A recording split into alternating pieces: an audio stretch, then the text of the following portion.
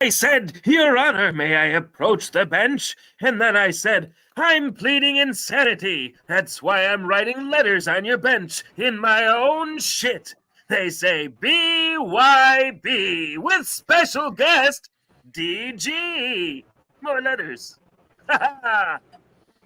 That's right. That's DG, the Consigliere. And of course, everybody, welcome to the BYB podcast. That's the Backyard Boyz. And of course, you can find DG over there on the Catalano TV network. Is there anything else that folks out there should know about you? No, that's actually a pretty full introduction to me. Right now, I'm working with Joey C. He and I are buddies and partners, and I'm definitely his consigliere. And that's where you'll find us. You'll find us over at Catalano TV. Absolutely. Badass, brother. Of course, we've all seen you on Stuttering John, but looks like that might be over for the meantime, whatnot. So, well, John and I are still cool. Like, he texts me on not a super regular basis, but enough where I'm a big fan of what you guys have going on at Catalano TV. I really mean that. So I say look forward into the future and don't think about the past too much. Yeah, I agree. I appreciate that, Stevie Lou. Joey C and I hooked up like right around July 1st, which is my birthday. I just happened to have a few drinks and he went live. And, I had a couple in me and Joey C was live and he and I had gotten into it. We butted heads in the Shuli chat room multiple times. And, I found myself, to be honest, kind of like in a mosh pit over there sometimes and kind of kicking in like everybody else was. And, just one day I realized with the buzz that I didn't like it. So I hit him up and I just said, hey, man, like, what the hell's going on? And he told me his story. And, between who his godfather is and the shit he told me, I was like, man, there's a million hours worth of content in your head. So that's kind of how it all started for us. So we'll see how it goes. Yeah, I like what you guys do. You got Lou and Kai in the morning. And I watched that show. If I'm just in a mood, I'll throw those guys on. It's good to have options in the morning. You got Melton, you got Steel Toe, and you could throw on Lou and Kai as well. And I think that a lot more people are doing that. And it's good that you guys have those two in your corner, and it's good to see them grow from where they had started. They're clearly on a forward progress path. Yeah, they're getting more views every time they go on. Joey C jumps on there. I jump on there when I can. I haven't jumped on yet just because I'm on the West Coast, so it's crazy early. More importantly, they're getting smoother.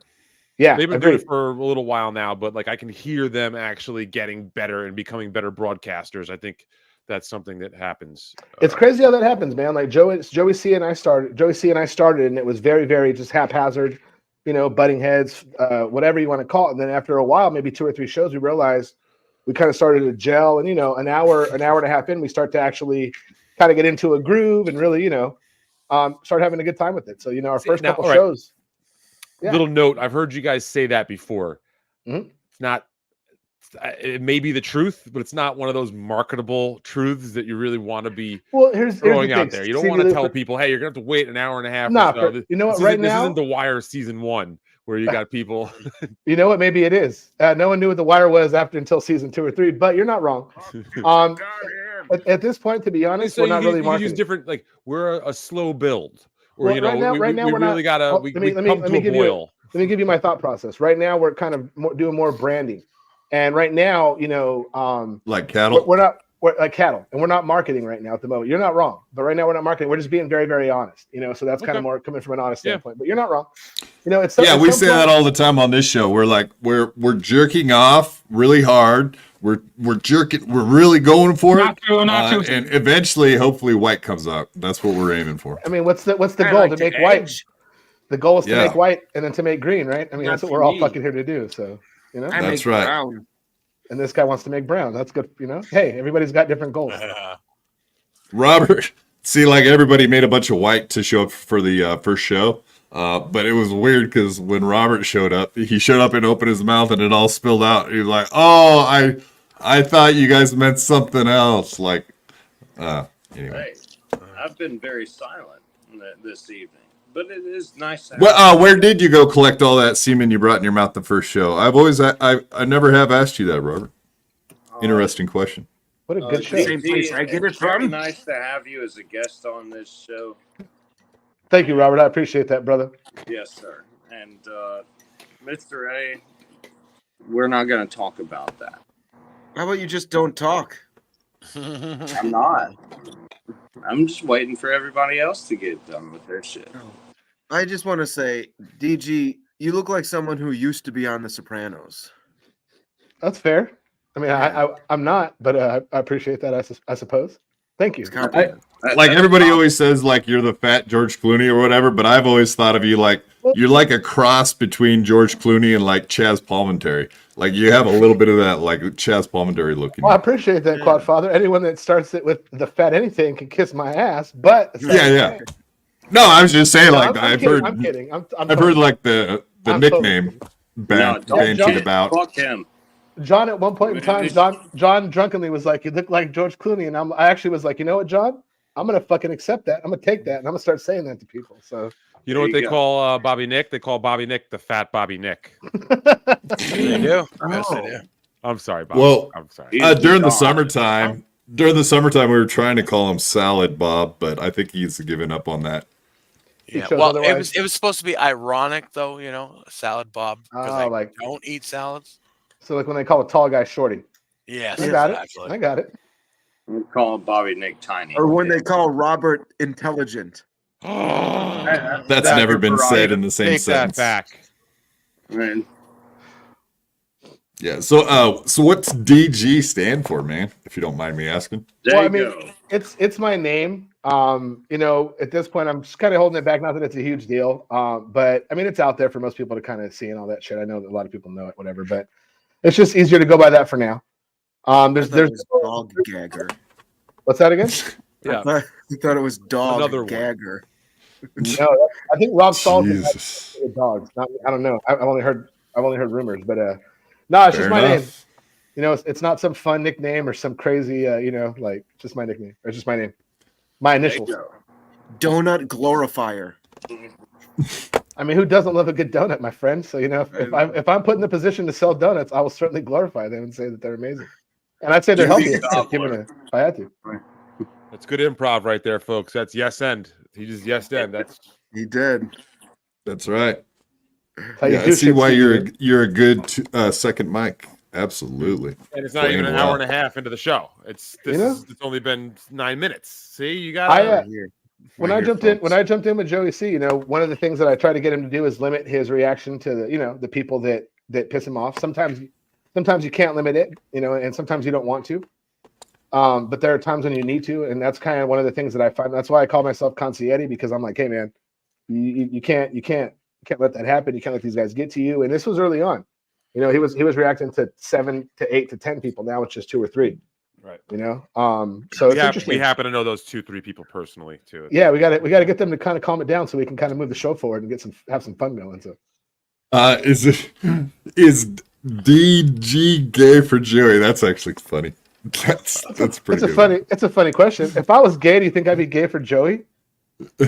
No, like like instead of short for Joey, like gay for Joey. I get what he's. It has a double meaning. It's pretty good. Shout out to. I'm not good at the British humor. I wasn't a fan of Monty Python. You know what they call cigarettes in Britain? I do. The blacks. No. No. Yeah, right on. We got Just a Guess, Balls Deep, Matt, Rochi, Corn Diff, Little Emmy. My internet's whacked, so she's going to be in the chat, it looks like, instead of on the show this evening, because internet down in Florida is seeming to act up for Chris, Double Storian, Balls Deep. That's pretty much it. Tiffany Washington, Zero Dark Tony. Yeah, welcome everybody.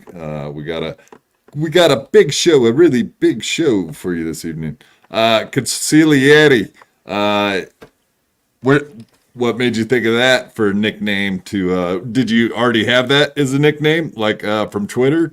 I see that's your handle. Not at all. You came up with that. Yeah, the whole thing was basically kind of based on, the fact that we were going to do. We came up with the variety show pretty early on. Kind of having a concept where we're going to have a variety show, just very much like they did for Ace Rothstein and Casino.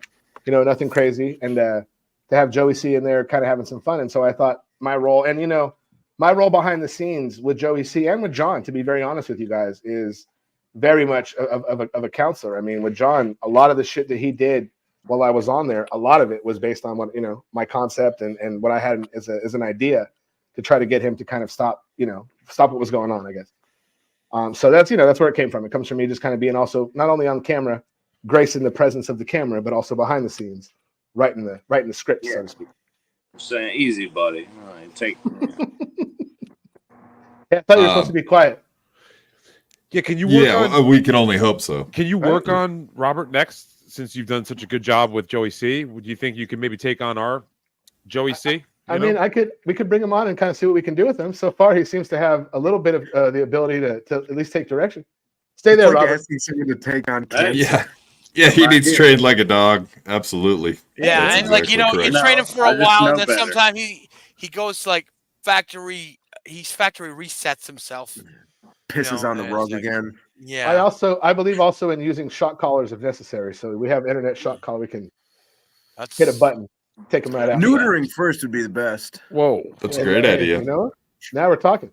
Then the answer is yes. As long as neutering's on the table, I'm willing to get involved as far as helping out goes. Oh, it'll be on the table, all right. You heard it here, folks. DG loves using knives and chopping people's balls off. Which brings me to my next question. Where are all the bodies hidden? Obviously, you and Joey are into some things. We won't talk about that. Do you guys have like a potter's field out there? You bury all the bodies at? Or? The show Yellowstone actually would give you the most accurate representation of where people that know what to do and get rid of them. And I'll just take them to the train. Take them to the station. You throw people off stuff. That's right. You threw them off the cliff. Yes, actually, that would work. That would actually work, Mr. A. Think about it. Plus, you'd be doing the country a favor. You'd be supporting the national parks. True. Yeah. Yeah, some of those ponds would eat a body up. They're like acid and hot. All acid and all sulfur. Yeah, absolutely. So there you go. That's right away. Gets rid of fingerprints, most importantly. Once every 6 months, we take a little jaunt out to the Yellowstone area, and we have a little party. Oh, there's Stevie Lou got a cat. I think these guys are burying another body. Do they got a picnic basket? No, it's just more body parts. A fucking Yogi Bear reference. Good for you, Mr. A. Bringing it back. That's good shit. That's good stuff. Oh no, trust me, that's nothing. All his references are pretty much about like cartoons or video games or all Yogi Bear. It's all I do. It's the blacks, hard, but I'll figure it out. Yeah, cartoons exactly. They don't make them like Yogi Bear anymore. Questions, actually. If you watch cartoons nowadays, there's no goddamn Yogi Bear at all. It's all weird shit. So I hate to sound old, but goddamn, makes me sick. I bet it does. Yeah, because when we were growing up, we had Transformers. Now they have transsexuals instead. Right. Yeah.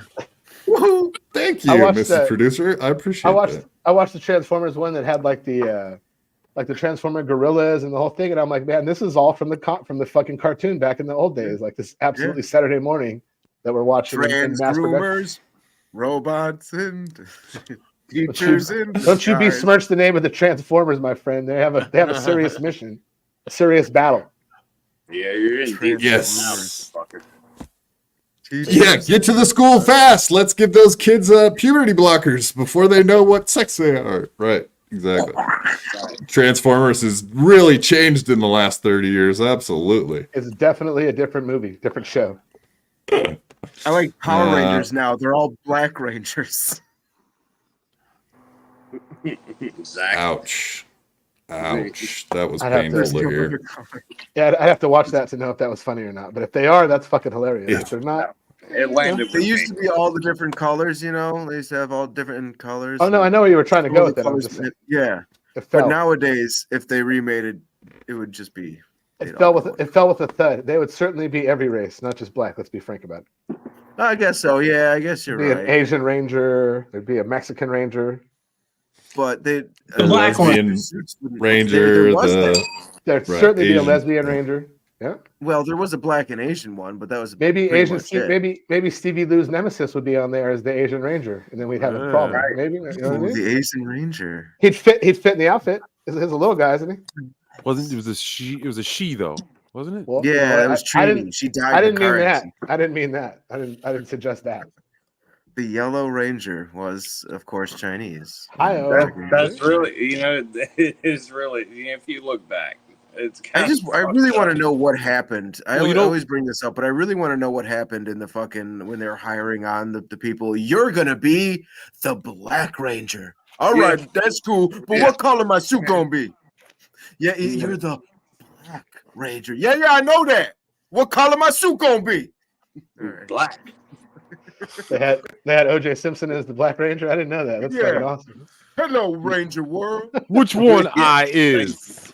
Damn it, Do I get to cut Peter Pulse's fucking head off? No, you don't. Well, it's crazy because like that show was taken from Japan, so they didn't need to make them Super the Sentai. Races synced up. They literally made that decision on their own.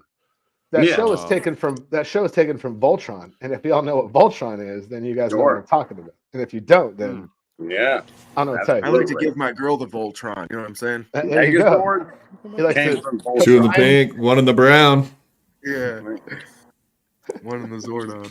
I'm gonna have to do that later. What the fuck is that? It's the Voltron. Relax. Yes. You can only show her the Vulcan death grip if she likes that sort of thing. Quad, show them. Some girls like it. Show it. That's all. You do that show to us. Pussy, the Vulcan death grip. Yeah, Quad, he's always doing the Vulcan death grip. I'll choke that bitch out. Oh wait, no, I can't say that. Wow, is that how you jerk off? Do you like? Yeah, I choke it. I choke that fucker. That's right. Limp wristed. Oh, you. I'm gonna go with the first one. I'm gonna go with the first one. I'm not gonna go with the Vulcan Death Grip. I can probably sell Voltron. I probably can't sell Vulcan Death Grip. Yeah. No, because you'd have to die. Right. I'm gonna finger your pussy till you die. Use the Vulcan Death. I mean, grip. that's dedication. But then you could be like, I'm gonna bring you back to life and put CPR on your pussy, baby. Oh. You know, if said like that, who the fuck could Who would turn stop? that down? Yep. Yeah, you know I mean, like, the females in the crowd are of soaking course, wet right now. absolutely. This is a fucking. Yeah, they're soaking the couch right now, or the Soak bed, fest. wherever they're sitting on. Stormy just I love slipped doing out of her chair. CPR Someone should check on her. They all just hit the ground right now at the same time. Oh, like, shit. You don't do that. You don't give CPR to a pussy. You pinch the clip and then you breathe into the hole. 5, and then 3, and then 5, and then 3, and then repeat. I have a defibrillator in the room for that. Just, and then Wow! Defibrillator. Oh, I bet you they like that. Holy I just get an alarm clock, take the wires off, and you ghetto defibrillator. That's how you do it. I see videos of girls tasing their This guy pussy. gets it. I gotta look I get up it more now. of those videos. I get it now. Now I know what the fuck we're talking about. Yeah, he's like, No. I've seen It- videos of girls tasing their pussy. You paid a lot of money for those videos. Of course you've seen them. We know about that. Defibrillators, they make it tighten up whenever you hit them. So, Oh, see, Robert's talking about a whole different thing. You should do it when you're excuse inside me. them. Is that what you're saying? Basically, that's what Robert's saying. I think that's he took. But he took doesn't it- understand how electricity works, where it also moves Or how pussies through. work. What if you have your shoes on though, and they have rubber soles? Then you might be okay, possibly. Well, yeah, I'll be all right. I'm willing to Well, take a risk. let's be fair now. When he's saying a lady or a vagina, he's actually talking about a guy in a butthole. So he's just using code words. Just to let you know. There's different buffers. I would assume there's different buffers. Yeah, he's always talking about bussy, not pussy. Yeah, pussy. He thinks they're the same thing. Don't tell them they're different. Just yeah, we like it's, Santa Claus. It's a secret. Yeah, I want exactly. Derek. Hey, bussy. that's the same thing, Mr. Rob. A's bussy. Hey, seriously, yeah. guys, you ever take a whippet and lick a guy's ass through a hole in a bathroom stall? What? No. Think about it. Where's your air That's duster? just you. That's just you, Mr. A. Let's go back to Cheers. Rubber Soul. We're gonna Let's rip go back to Rubber Soul.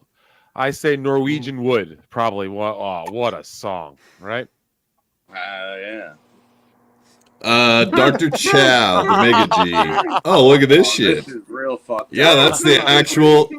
The yellow one was actually the Asian one, so that's a God coincidence damn. right there. Wow.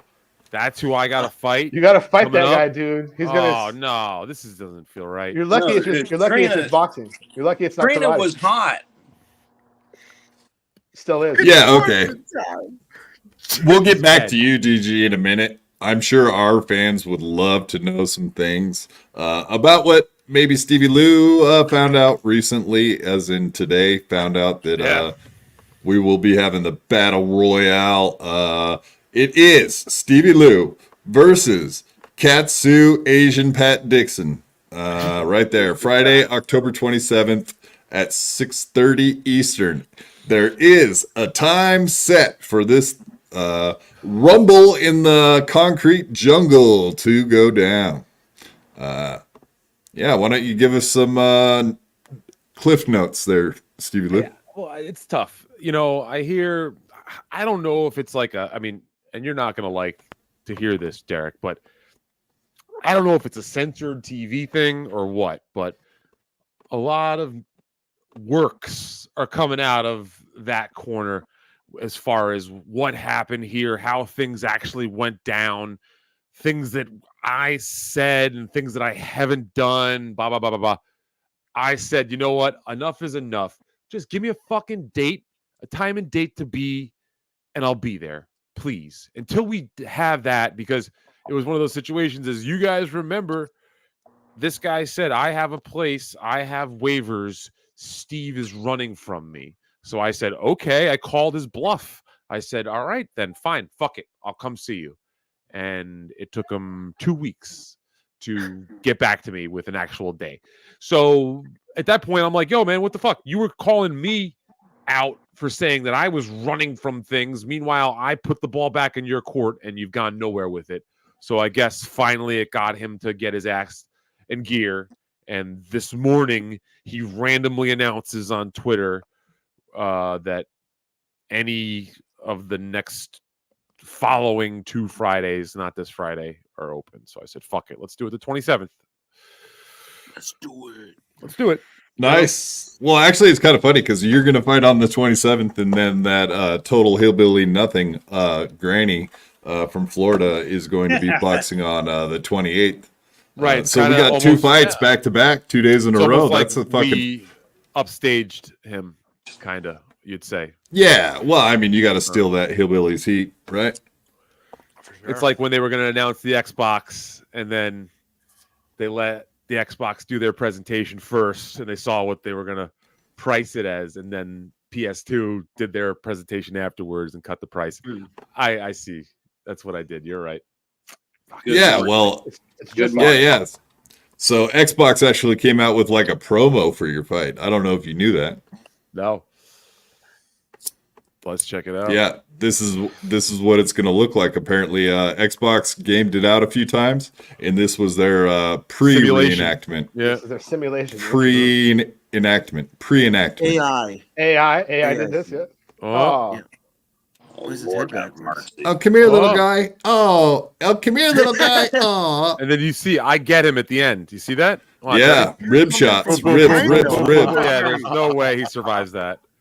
Stevie Lou got his. I mean, that's he not got very his, fair. You kind of come from behind there. Yeah, It's but not- he came out. He's throwing haymakers here. You see that? He turned his back. Everybody.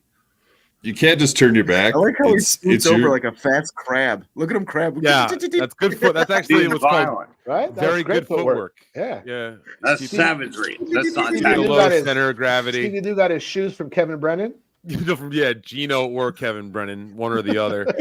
We might have got a 4-way deal on the whole thing. Piazza. Hack. Stone bowling. Yeah, that's total Piazza outfit for sure, man. Right on. That's fucking funny. Yeah, so once again, there it is, folks. The Rumble in the Concrete Jungle. I named it. Trademark. Derek the Quadfather, trademark. Do not fucking even think about saying that in public without my permission. That's right. I'm the idea man around here, so fuck You're you. neither of those things. Can you throw up Dead Fool? Had a comment here from 828.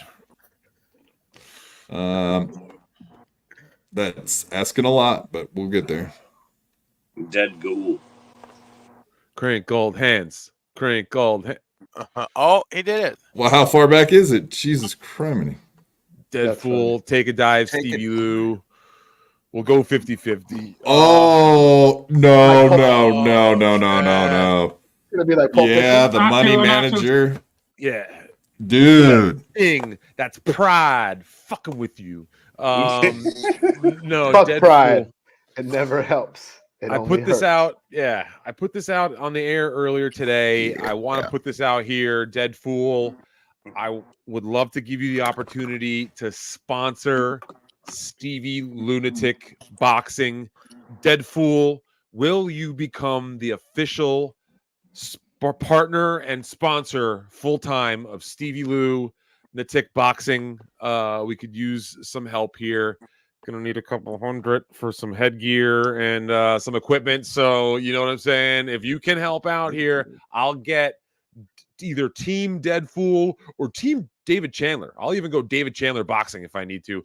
I think Team Dead Fool kind of has a better ring to it, but I'll get a t-shirt made for the event. So I come out like you see that sometimes the boxers, they get sponsorship from an outside third party. Not a great pitch, Stevie Lou. David Chandler, Deadpool. I know. He wants you to be the Dabbleverse Oscar De La Hoya. Don't fuck up this opportunity to be that guy. Yeah, That's how you sell shit, Stevie Lou. That's right. You get on the ground floor right now, become a part of history. He will Stevie be Lou. the Dabbleverse De La Hoya. Think about it. More like her story. Hi-oh. I was I'm about not to gonna say wear that. no- I thought it was too Yeah. stupid. And Fuck. I'm not wearing Sound any effects. heels or fishnet stockings Tutu. either. So Hey, if he sponsors you, got to wear what he says. It's just shit, the way he's it right. works. I might have to Yeah, wear that's, fishnet stockings out to the ring. But imagine if you beat the shit out of somebody with fishnet stockings on, certainly much more demeaning than not having fishnet stockings 100%. on That's a good point. and punching the guy in the face. And if he wins, you're like, well, you just beat a guy up that has fishnet stockings on. Who the fuck cares? Like it's like fighting a midget. There we go. It's like, yeah. I mean, Stevie Lou is a cat owner, for God's sakes. I mean, who owns a cat? More than willing. The black one. Wear fishnet stockings. Robert's a fan of the fishnet stockings, you guys. Oh no, Somebody make a Me note and of that. him, we're sharing a fucking hotel room. Actually, Oh, not nice. too long from now. But yeah, You it's can not catch just my Stevie Lou been sardine training for his fishnet. fight. It's also been his cat. I don't know if you guys knew that. Oh. My cat's freaking out over here right now. It's funny you say that. Yeah, this is footage of Stevie's cat getting ready for the fight. Yeah, check him out. Watching Mike Tyson, getting frisky with it. Yeah, there you go. That cat's talking shit. Oh, Oh, And that's the bottom line. had to fight You're him. Legend. There you go. Yeah, see Cat's box. Yeah, he's I'm like gonna shaking stop his a head. butthole He's like, right here. oh, And I think he's a little stunned. That I cat's think he from got Texas. him with that fucking left hand. What do you guys saw that? Fucking No, Tyson he's left. just imitating this guy. He's sucking and jiving. See, he's sucking and jiving. Boom! wow. Got him. Boom! Boom! He's got him. He's wobbled. He's wobbled, folks. He's wobbled. He's going down. Oh! You All nearly right, mouth son of we'll do a bitch. stoppage before it goes too far here. Hey, Quadfather. I need So how you feeling about your fight, buddy? Felt the same way I've What's felt up? since day one. Yeah, sorry, DG, jump in. No, my bad. I apologize. I'm gonna mute and throw the cam off just for a second. I had to grab my charger. My computer's about to die. Just like 1 second. I'll be right back. No problem. All right, man. Steve, you remember when we used to play much cat of that. videos? What do we do? Remember when cat we video? used to play- Yeah. Yeah. Like the good old days. Back when you I actually weren't have a big bunch. Yeah. Before the upside down. Oh shit! You know what DG's doing, don't you? Mm-mm. Mm. Oh no. Well, Nothing even good. worse. Maybe he might be setting us up for like a dabble story. Maybe he'll come back on screen and there will be poo poo. Mrs. Producer, can you have your finger ready to remove him instantly if he comes back on and shows porn and says possible N-words? That would be the swerve of the week. That would be the swerve of the year. Fuck, Which possibly. N-words? Yeah, I don't think that's happening, but I hear what you're saying. Nice. Yeah, Neat. dude. Gnarly. Oh wait, that starts with a G, doesn't it? Oh yeah. Good gnarly. While Good gnarly. DG is gone, Robert, can you show your elbow to everybody? Oh God. No, Sunshine I don't wanna on do my that. elbow makes me happy. He's got Let's a see it, throat boy. that he thinks he can take No. off by wrapping it in fucking Come on, get it up there. Go Get ahead, it up drunk there. ass. Get it up We there. can't Come see now. on. It's not wrapped. What is that? dental floss right now. That is Oh. a wart. Oh. I drew on it. Oh, what the fuck? Why did you I want to froze see that, Bobby Nick? Dr. Because Pimple he had Popper, I mean. Disgusting. I He froze had it You're wrapped. disgusting. You made him show it to us. That is disgusting. Why did you unwrap it? Because, like we said, it's not going to work. Fucking idiot. No, because Ah! dental floss has Get him on wax screen. Get him on screen. No. I'm not showing it. I'm not showing it. I'm not showing it. Here you go. Oh, what the hell? Yeah, exactly. Why you had the did same you unwrap reaction it? I did. What the the fuck's hell was going that? on here? Is that an elbow A herpes? wart? Yeah. Yeah. Robert, Yes. it was supposed to fall off. What happened to it falling off? That's what your great idea of wrapping wasn't it in tied fucking right. dental floss. Oh, it wasn't tied right. Oh, okay. And I gotta get the air duster after it. He tried to get at it. Oh. He tried to like, tie it off The and shit that you huff. Yeah. Yeah, garage. He's an Right. idiot. He thought it would cut the blood out of it, even though it's still attached from the bottom to his fucking body, and it's getting a blood flow from there. You idiot! Robert, do you own a knife? Because you can take care of that real quick. It's gonna hurt. I know. Believe that. I just don't want to bleed out because I'm a drunk. I want him to at least poke it so I can see what comes out of it. No. Oh, you guys should have Yeah. a show about that. You guys should No. take bets. No. Yeah, let's do that when DG's not here so he doesn't have to watch it. He's probably not Yeah, into yeah, that kind yeah. of shit. Shit. That was rough. I've seen some crazy shit on the Joey C show, but that was rough right there. No, Between I drew Between on it. Joey I C drew and a John, I've smiley seen some face crazy on it. shit. See swollen foots, fucking all sorts of crazy I shit. drew a smiley face. Oh, see, now No, it's got a what's smiley going face. on? Stop cheap white fucking stuff. doing that. Robert, I want you to self-harm yourself, just not like that small amount. Like Well, I go can't all do out that. or just quit it. Quit Cut talking that about it. open. One or the I other. got That's as far as to fucking not a prove good that thing I to say. In don't. Minecraft, in Minecraft. I can't die. He's saying Because shit or for get some off the pot. reason, That's what I he's saying. just can't die. Do you know how to Right. can you Don't tie believe a proper hangman's knot? Oh, absolutely. Oh, I'm not going to Jesus. show Oh, it. thank God. Right. Thank God. I'm glad to Yeah. hear that. Stevie Lou, don't be so sensitive. It's just I have it I have not the. It's crazy. I do gore effects for film, but real medical shit, I get like real. I start to feel lightheaded and You shit. get squirmy. well, Stevie Lou, here's the thing. Like everybody has to have an end of life planning. Like you got to do it for your family. You got to plan these things out properly. So I'm just trying to help Robert in the long run. Is it because your head looks like what Here we it's go. It's a short run, my friend. I've got a better. Yeah. Bobby, you got to get the stuff. It's called wart remover. Okay. I don't you think get that's a wart though. I think that's a fucking cyst. Listen though. It's Not more. true. Do It's it- more than a You wart. put it on It's the definitely- wart, and then the extra, you can rub it on the Alright. outside of your cigarettes, and you can. You got to smoke take and it, you take get- wart remover, and just drink it. And then what'll happen Yeah. is it'll go through your whole That's body. not what. There you go. It's not a Yeah. liquid. Wart remover is you freeze it off. You use like a freeze it off with fucking cotton, like CO2 almost, nitro, whatever. Yeah. Okay. Or you use salicylic acid. I had a little tiny one on my finger, a little tiny one, not like this giant one. I had a little tiny one. I not only freezed it, I shaved it down and then used salicylic acid on it all day long. And it fucking burned my finger. I'm now he's talking. Now we have a show. All right. I don't think we can. I want to see what comes out of that bitch. Chindan. No, don't do it. Don't do it. Chindan. Don't think we can. No, I had a really good idea to freeze that thing off. Like we'll put them in a walk-in freezer and then lock the door. I think that will absolutely remove it forever. It's a great idea. No, you just gotta put your elbow up against it. You know, hypothermia. I just park my wheelchair in front of the door. That's good enough. That's the way to do it, because then his whole body will not go into shock from the. You're smart, Quadfather. I like that. Yeah, thank you. Thank you. Quadfather, do you think if you were ever like in a terrorist hostage situation and they were coming, people would like take you and use your chair to prop the door closed? Do you think that that's ever a situation, and would you be okay with that? Yes, and yes. You're a good man. Because I don't have to back up to the door. I'm not totally gay. I could pull in forward also. That's an option. Just so you're aware.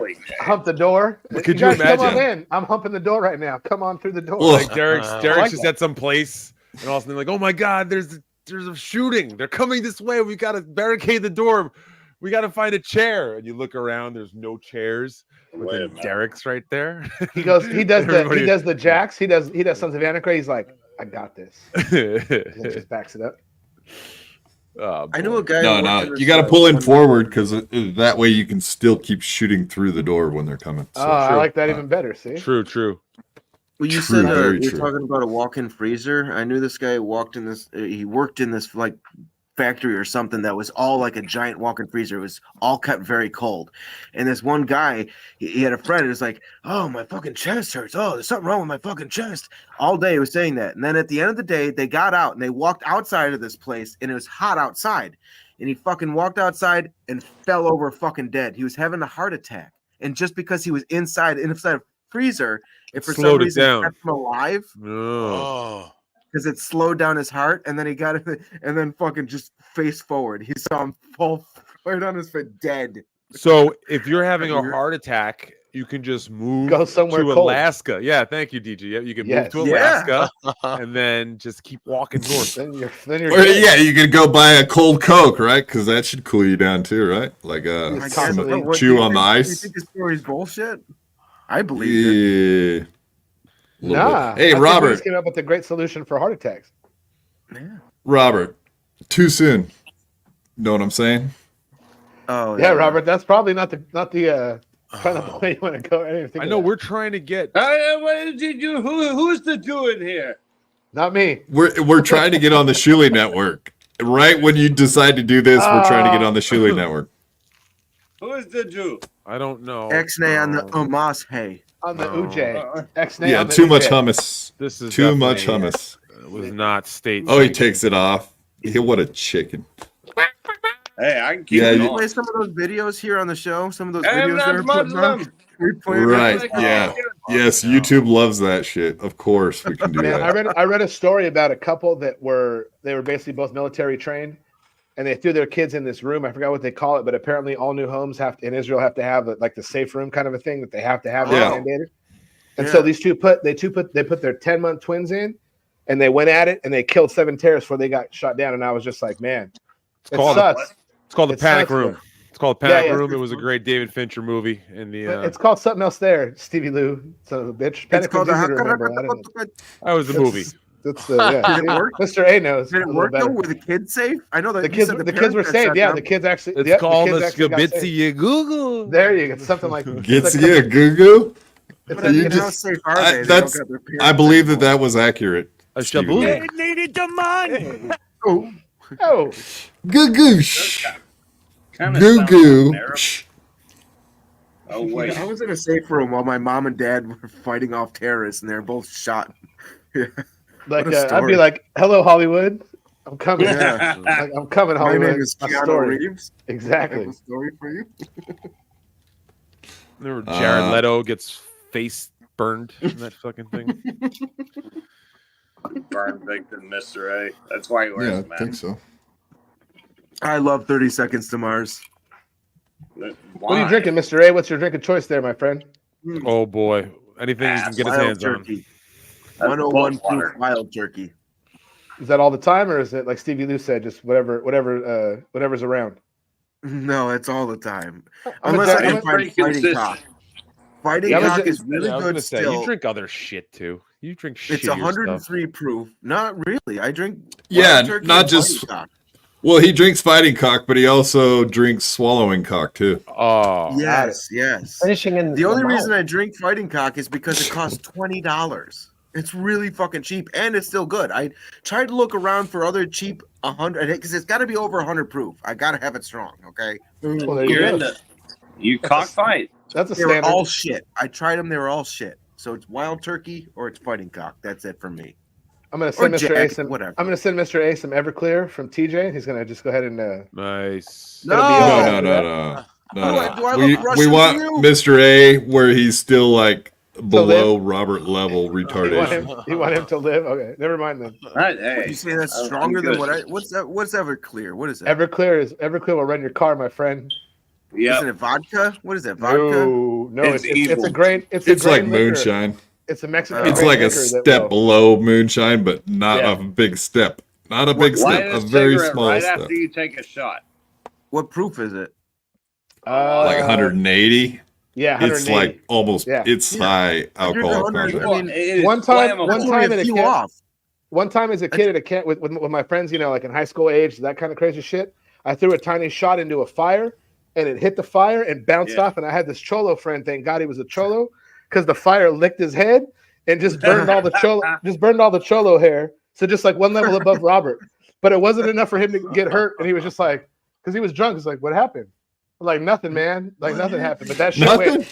went. Dude, Everclear is no fucking joke. That's jungle It's juice. not much stronger than what I drink. It's only a few No. numbers off. I don't I drink think you 116. understand.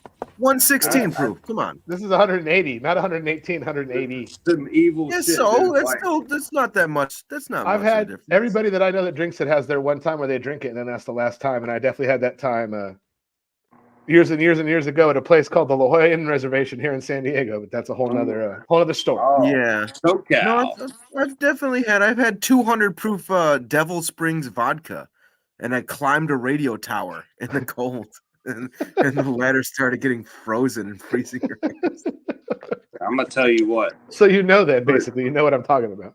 Yeah. Oh, dude, jungle juice. Anybody know about jungle juice? Oh yeah, jungle juice could be Yeah. anything. We don't want to know what was shot in your It's ass. Anything and everything. Yeah. Yeah, when people put jungle juice and they use Everclear and jungle juice, you're in for a brawl. There's going to be a fight at that party. Oh guaranteed. Absolutely. Robert's No, I think had Robert's jungle confused juice, because he's asshole. used to jungle fever. A little different. It's a different thing. No, that's a that's different not thing. true. I've different. Where you never gone there. Everclear is Not a Everclear is jungle of love. Everclear is transparent, my friend. Everclear is transparent. You can see right through it. It certainly is. Oh, Jesus, God in heaven. That is propellant. I probably wouldn't like the Like, taste. I love Oh, my total. whiskey. Oh, I love it so much. Yeah, I only drink. The reason why I asked, I only drink Jack Daniels. Like I'll drink Corona if I have to, but that's all I, I drink drink is Jack. Jack. And so if I Yeah, go somewhere and they don't have Jack, I'm like, it's cheap. You should try some of this turkey. I like it better than Jack.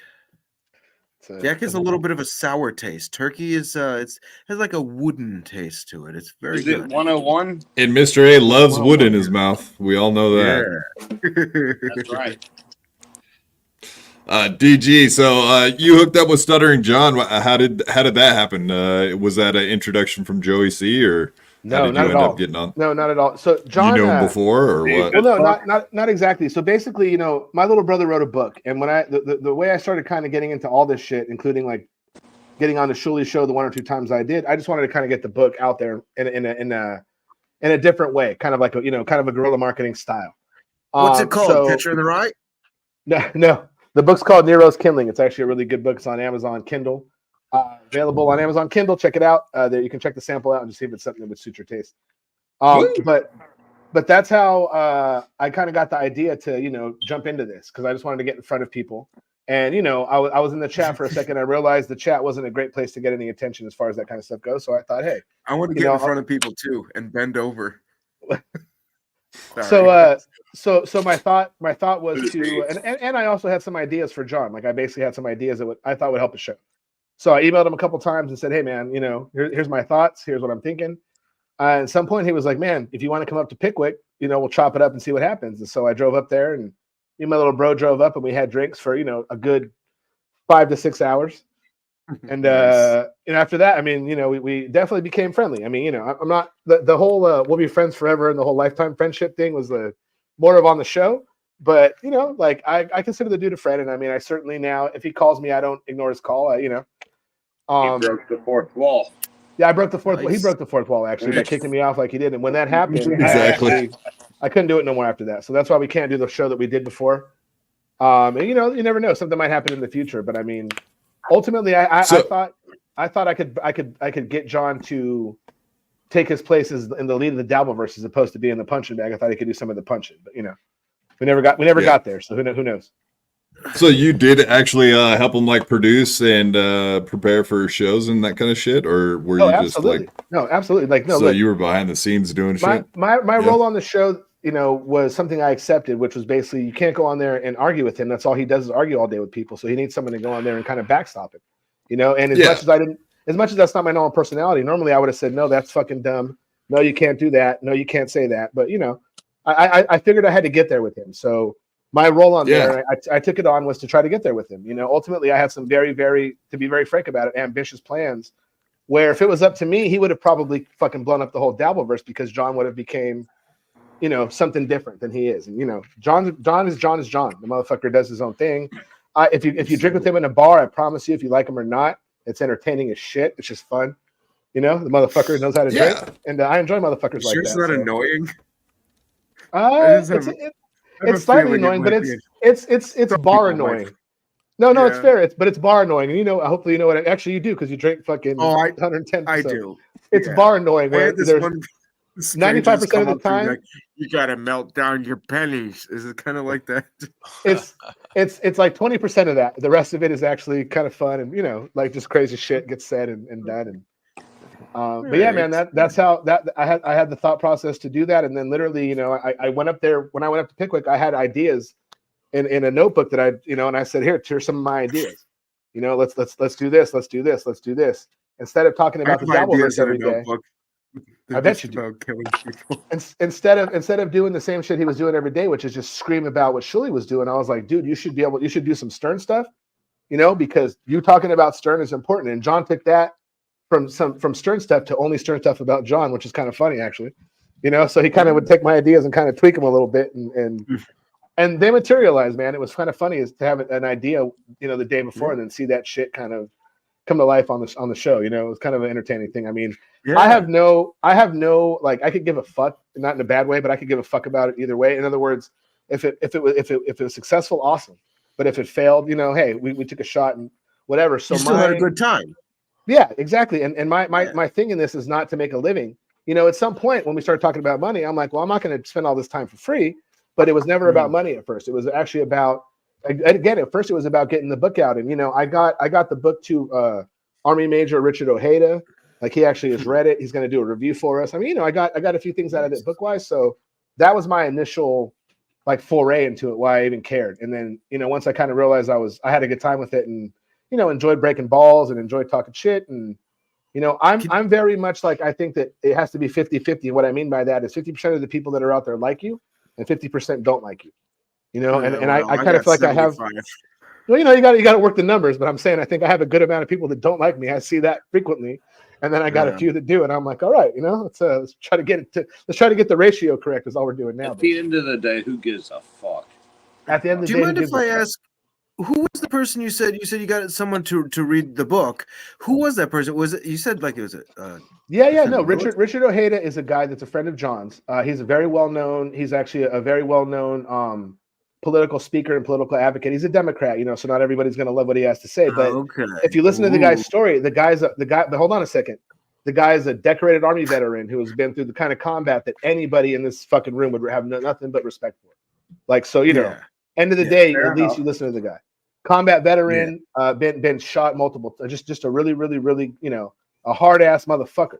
You know what I mean? And at the end of the day, his politics are his business and that kind of thing. But he's a guy who, I met him through John, and I actually kind of reached out to him. I interviewed him on the Joey C channel. It just was very, very early on, and it's one of those things that's kind of in our archives. It's on there, but it's just kind of tucked in the mix, Well, it sounded like you were very proud that he read the book, so it made me, it wanted to know who he was. Yeah. It sounded interesting. It sounded very interesting. I will tell you this: if you Google Army Major Richard Ojeda, you will absolutely be, captivated by his story. You may not love his politics, but that'll be the only thing that you would have an issue with. Everything else, you would kind of go, "Oh shit, this is a cool ass man. This is the kind of motherfucker we need, at the very least, involved in conversations about politics." In my opinion.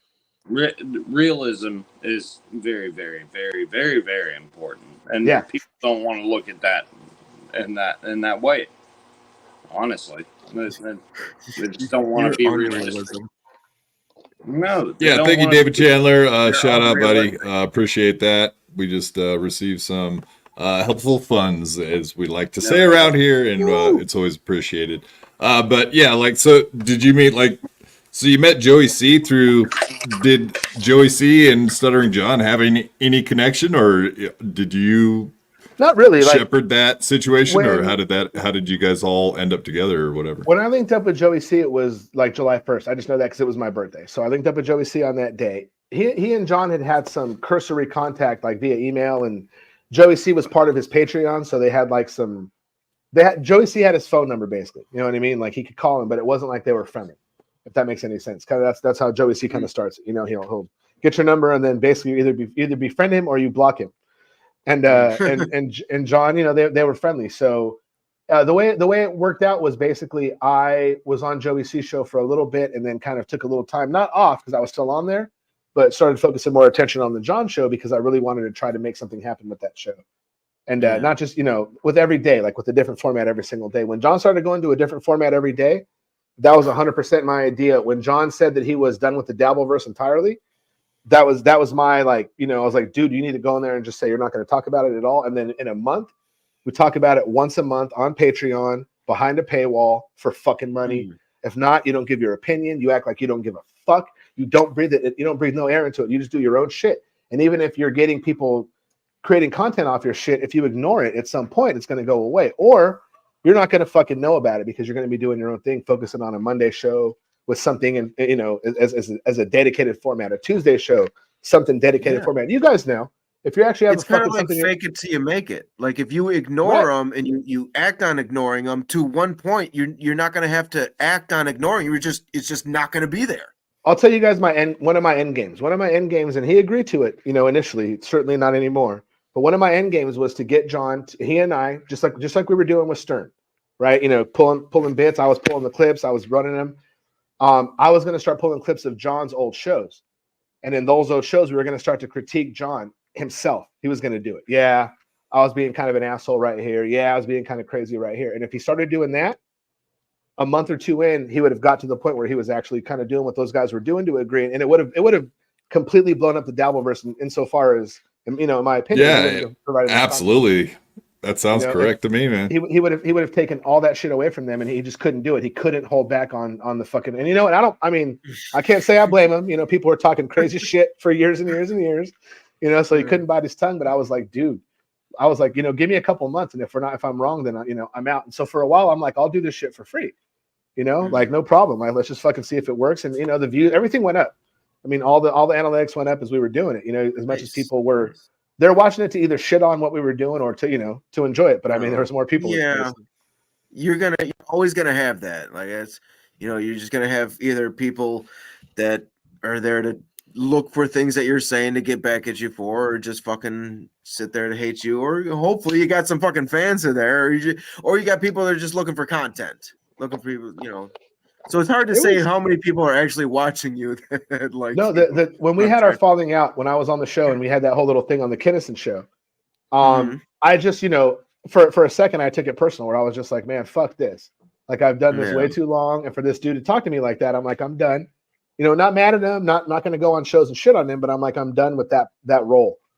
And so that's kind of why we haven't really done anything, because John would want me to go back into that role. And I'm like, I can't do it. I'm going to tell you that I think what you're doing is fucking dumb. not disrespectfully, but it's fucking dumb. Like you're gonna scream about this, it's dumb. Having that guy on, that fucking led to his channel being fucking taken down like it did is fucking dumb. He wouldn't have done that if I was around. He just wouldn't have done it. There would have been and this is just because of how it would have been. And this is, there would have been no dabble story and shit. There'd have been none of it. I would have shut all that shit down and just would have had, again, Monday format, Tuesday format, Wednesday politics, Thursday format, Friday format, and do you think it was Devil Storian that did that? No, I don't think so. I think it was a link that he sent out, via Melton. But I think that I think if you get in bed with dogs, you get fleas. So you start bringing motherfuckers in that don't, that aren't. You also get AIDS. You get AIDS too. See, that's so you exactly think? right. So you don't think that was Devil Storian that was on the show, but you think he had a part to play in it happening? Not necessarily. Not necessarily. I think the dynamic of having him in, who's kind of a no name, nobody. John doesn't know who he is. He can't put a face to a name. You don't know who it is. So just by adding people that weren't regulars to him and not knowing who they were or what they're doing, you don't bring in the uninitiated, man. Like it's like Bane. It's like we're initiated. You don't fucking fuck with the uninitiated out there. And that's kind of how I look at it. Exactly. So you were Stud Joe's consigliere too, not just Joey C. I was shepherding him. I was trying my best to get him to fucking, And don't get me wrong, man. I was also sometimes his drinking buddy in those shows. Fucking, I was not consigliere those days. I was drinking, motherfucking, having drinks and having a good time and whatever. Hey, salud. Yeah, like Chinda. There's our good buddy Gino would say. Skol. Yeah, there was a few times where we had the last drinking show that we did. It was after he and I had our falling out, and I was done, like not in a bad way, just completely done. And John called me, that day that we had the drinking show that provided like 5,000 hours of content for everybody. And John you got a little trashed on that one. Oh, well, he called me up, and I was legitimately at the house just chilling, man. I was just fucking, watching TV, whatever. And John's like. And he called me he was on the show and he called. He's like, I'm having a drinking show. Like, come on. And I was like, oh, I'm gonna go on and have some drinks with John. And so it just got, I did a couple shots and I jumped in and I fucking drank, a ton of Jack because I wanted to catch up with them. And all of a sudden, where he's fucking not making fun, but he's saying crazy shit about Joey C's wife. And I'm laughing because, the context, the whole thing was fucking funny. But I was like, calm down, man. Like, and so, yeah, it was a crazy ass thing. But those days, I'm saying all that to say that those days it wasn't consigliere shit. That was me, probably in hindsight, I probably should have been like, you know what, man, I'm gonna go ahead and not drink, and because again, those shows got to be a bit crazy. But you know what, I had fun. The next day when I woke up from that show, because it wasn't blackout drunk, it was just hangover drunk. You guys know what I mean. So I woke up like, oh shit. Then I was like, man, I got to make sure Joey C's not mad because I was kind of laughing more than I should have been. And then I'm like, aside from that, it's just one of those times where being fucking super crazy drunk. It just happened to be in front of me. That's not so bad. I've definitely woke up and gone, oh shit, what have I said? Like I don't. My glasses. You shouldn't care so much. Has anybody seen my glasses? At something. What? I'm sorry. No. It was. I mean, to be frank with you guys, like it's embarrassing for the world to see to some degree because your drunkest douche moment, fucking with your boys, laughing, saying stupid shit. I mean, nobody wants to be necessarily. Captured in that moment. But at the same time, I didn't say anything where I was like, where I felt ashamed of myself. I was like, man, I'm like, you have as many Jack and Cokes as I had, and then we'll see what the fuck you say, and we'll record it, and then we'll go from there. Yeah, exactly. Who has Coke? Nice, Robert. The Blacks. So are you consigliere? Are you like Sicilian or Northern Italian, or what are you? Like Italian? My dad, who I didn't know very well or at all, to be frank, was kind of a mutt. So he had some Italian, some German, some Irish, and then my mom was full-blooded Mexican, and that's who I kind of was raised by. So like as a kid, that's my sort of like culture background. But at the same time, I could slip into whatever. I have definitely a very multicultural look, so I can slip into a couple different cultures and get in and out. I can see the Mexican in you. I can see it in your eyebrows. It's there. Yeah, thank you. My eyebrows are a topic of conversation for the Dabbleverse. So but we I don't dye them, by the way. We could shave your head. We could shave your head and have you play Gandhi. Also. Very true. But that would be. You know what that would be? This Stevie Lou. That would be a tragedy. That's a stretch. That would be a tragedy. Look at that hair. Because he's it's just nice. I'm 47. That's nice. I just want to destroy anybody with good hair because I don't blame you. I would hate to be Thank you. Jealous? I love it. Jealous much? Good counter. That's right. But yeah, Quad, why you said that's a stretch when I'm talking about Gandhi because he's Indian and they do yoga. Is that what's going on? Was that what you were trying to say? You're fucked up, dude. Nice. Gandhi's really skinny. Yeah, there you go. That's what I was exactly shooting for. But whatever, that guy wasn't well fed and he lived in India and you're a well fed American, so what do you want? I just said I'm Mexican. I live in San Diego. You guys know how fucking good a California burrito is? If you don't know, that's good shit. That's good shit. I call that something else. No, because it'll ruin Taco Bell for me. It will, Robert. It absolutely will. Yeah. It will destroy Taco Bell. I assumed you were Italian. Italian. I always get corrected because I always say Italian. No, because all your references are like mafia and like a lot of that kind of shit, like your movie references. I just watch a bunch of movies, man, and that's what I enjoy. So I mean, I can go anywhere. Yeah, tough guy man movies. I get it. Contextually, on the Joey C show, that's kind of what we're doing. Is we're doing fucking a scene at a casino. To be honest, I mean, so. As much as his godfather being fucking Nicky Mouth and all that shit. Yeah, we have some stuff like that we haven't put together yet. But I have a really my little brother and I have put together some shit as far as his godfather, and I want to have Joey C go through it and talk about it. And there's going to be some good shit coming, man. We definitely have some fun shit planned and some, as much as I can, I want to have some of that mafia content because it actually is to me interesting. And hearing Joey C talk about it is interesting and fun, and you can fucking do that. You're like, oh, this fucking guy, Yeah, talk like this fucking guy. Yeah, you talk like that for like 2 days. You walk around in real life like this fucking guy. Like, oops, I'm at work. Like my bad. He's a method Forget about it. Forget about it. I thought a San Francisco burrito was when I fuck a guy in the ass while sharding. It might be. Yeah, I don't know, man. I don't know if they can. You can't join because you're not. It's that Italian shit, right, man? Like you can't be in the mafia unless you're full-blooded Sicilian. Yeah, but two words. Goodfellas. Well, no, 2 words. Sicilian Hey, fuck you, Lou. You don't argue with me on my own show. What's this shit, dude? You're acting out. What's up? You got a big head today because you were on MLC earlier. You know what? I don't want DG to see this. Take him out of the room. I don't want to see you guys. I don't want to fucking deal with you. I'll deal with you right now. Nice. I like this. Now you can't leave. Get no set. So Quadfather, my response to what you said is Tom Hagen. I'm the Tom Hagen of this whole thing. So my Krautnik friend, I got that too. So I can go Mexican, I can go Italian and Irish, I can go a little bit of German. I do what I got to do. Asian. How about Mexican jokes? I mean, what is your favorite Mexican slur? What's your favorite Mexican joke? You ever try to fuck a cactus? I'll tell you know what? I will tell you guys one of the funniest jokes I've ever fucking read in my life. The context was I had a business and we used to go from San Diego to Miami with the business. We would transport the shit and it was a whole thing. So we would drive, from here to there. And in the middle of there is America, and it's fucking crazy as shit. I always had a handgun.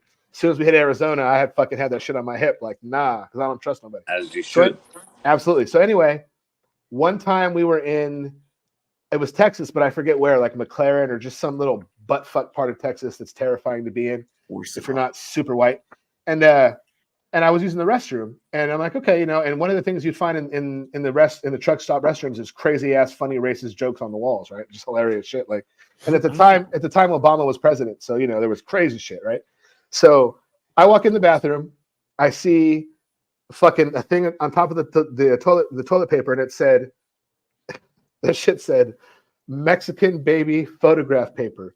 Just wiped to develop. It had an arrow in the toilet paper. And I was like, peeing, and I was like, man, as offensive as that is, like that was fucking funny as shit. But then I was also like, I'm Mexican. I'm gonna get the fuck out of this place. But yeah, so that is my story of the most offensive but almost funniest joke I've ever fucking read and seen in my whole life. It does look like a beater. His back might be a little wet. Yeah. Like, did your parents swim across the Rio Grande? Yeah, right. No, Bobby, Robert. That's those you're are the jokes worst. those are jokes to hear on MLC because those jokes are hack. Exactly. they are hacked because it's the same thing I wrote on a bathroom wall, except for I didn't say Mexicans. The low-hanging fruit. You didn't write that, Mr. A, because the level of comedic genius to actually write that joke, I'm sorry, you would be a little bit more famous than this. I was legit like, who the fuck, who took the time to write this joke and craft it in such a way where I read it, and then the arrow went to the toilet paper, and I was like, my God, that's a joke there. Like, that's a well-crafted comedic genius. I tried to write it, but I couldn't spell Mexican, so I had to write something that started with that. Oh, see, that's a... Don't ruin my story, Mr. A. My story is organic. It really happened. All right. Oh, my boy. I'll read this. Joey wrote us a essay. I'll read it. The rules of the mob changed in the 1970s. The American Italian mob changed it to you only have to have your father being 100% Italian and can trace that back. Then you can have a Polish mother. Polish? Why does she have to polish? I like to polish your mother. You can have a Polish mother. Yeah, right. She's got to polish a knob, apparently. He's just saying. Good for her. White. Well, that's good. That's good info from Joey C. See, I didn't know that. Yeah. Polish in general. Yes, correct. Why were they throwing the bowling balls off the bridge? So, are you a Trump fan? I guess. I just because you said you were Mexican, I was curious what you thought about build that wall. Build that. Well, that's what popped in my head because I'm a sick fuck. It's very fair, man. Like, I'm actually not a Trump fan at all. The only thing that I agree with Trump on 100% is his Second Amendment. Not all of his rules, but just his thought process with Second Amendment. Aside from that, I'm not a Trump guy, but it's all good. Okay, so you like the Constitution, I guess, is what you're saying, right? Well, I'm a guy who's Second Amendment. I've had guns ever since I wasn't supposed to have them. I've always had guns. I grew up in a bad part of San Diego, and as a kid, I had guns. And so, now I have guns, they're legal, and everything's all set, and I'll never not have guns. And there's no question about it. Like, I can talk about it, on a couple different levels. I'm a proponent of certain common sense gun laws because I know that there could be some shit that would change possibly, but at the end of the day, when it's all said and done, I'm like, hey, man, guns are important. You have to have them, and so that's one thing where I can definitely. Like vibe with most people that are, that I have differences with politically. As we can talk Derek, about. Yeah, man. See my AR-15. Say that again, Robert. Derek. No, don't say that again. Don't say that again, Robert. And don't bring it up again. Don't show guns on YouTube. Fucking. Yeah, I believe in common sense gun laws too. Like, take the guns away from the criminals. That's common sense. Yeah, and the mentally ill, man. There's a lot of crazy motherfuckers that have access to guns that shouldn't. There really is. Did you hear that, Robert? I believe in. Here's where people get mad at me because I believe in intelligence tests. I know it's stupid, but I believe there should be an intelligence test, a very fucking simple one for a lot of different things. And if you don't pass it, you shouldn't be able to fucking do it. My opinion. I agree. Because people are too fucking stupid to have. And in that case, then hey, I believe it. One of my beliefs is this too. If it was up to me and I was really dumb, fairly, you should have it. And you shouldn't have guns unless you should, in my opinion. But again, it's certain common sense things that I'm just like, man, we do not regard intelligence in this country at all, and so everybody's on the same playing field, and that's not the way it is. And so that's something I think should at least be talked about. Regard intelligence. Thank you. John. You're lucky. I mean, you're right. Hey, I'm gonna let my dog out real quick, but I'm gonna leave you with a question and a thought. I can hear you while I'm gone, but do you back to the Joe stuff? Do you find it weird that he booted you out when all you ever really were trying to do was like help him out with stuff? And like, do you feel kind of like he stabbed you in the back? I'm showing my AR-15 while you're gone. Good question. Stab me in the back? No, I don't think that is something he would do. That's not the way that I took it, but I took it offensively.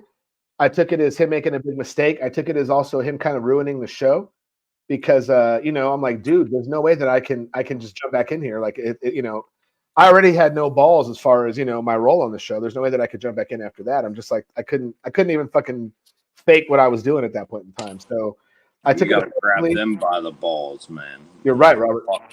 I took it offensively, and I also took it as a huge mistake on John's part. And the last thing I took it as was I knew it was going to be an avenue for people to do what they were trying to do the whole time, which is get a wedge in between me and him and try to get themselves insinuated into the position I was in.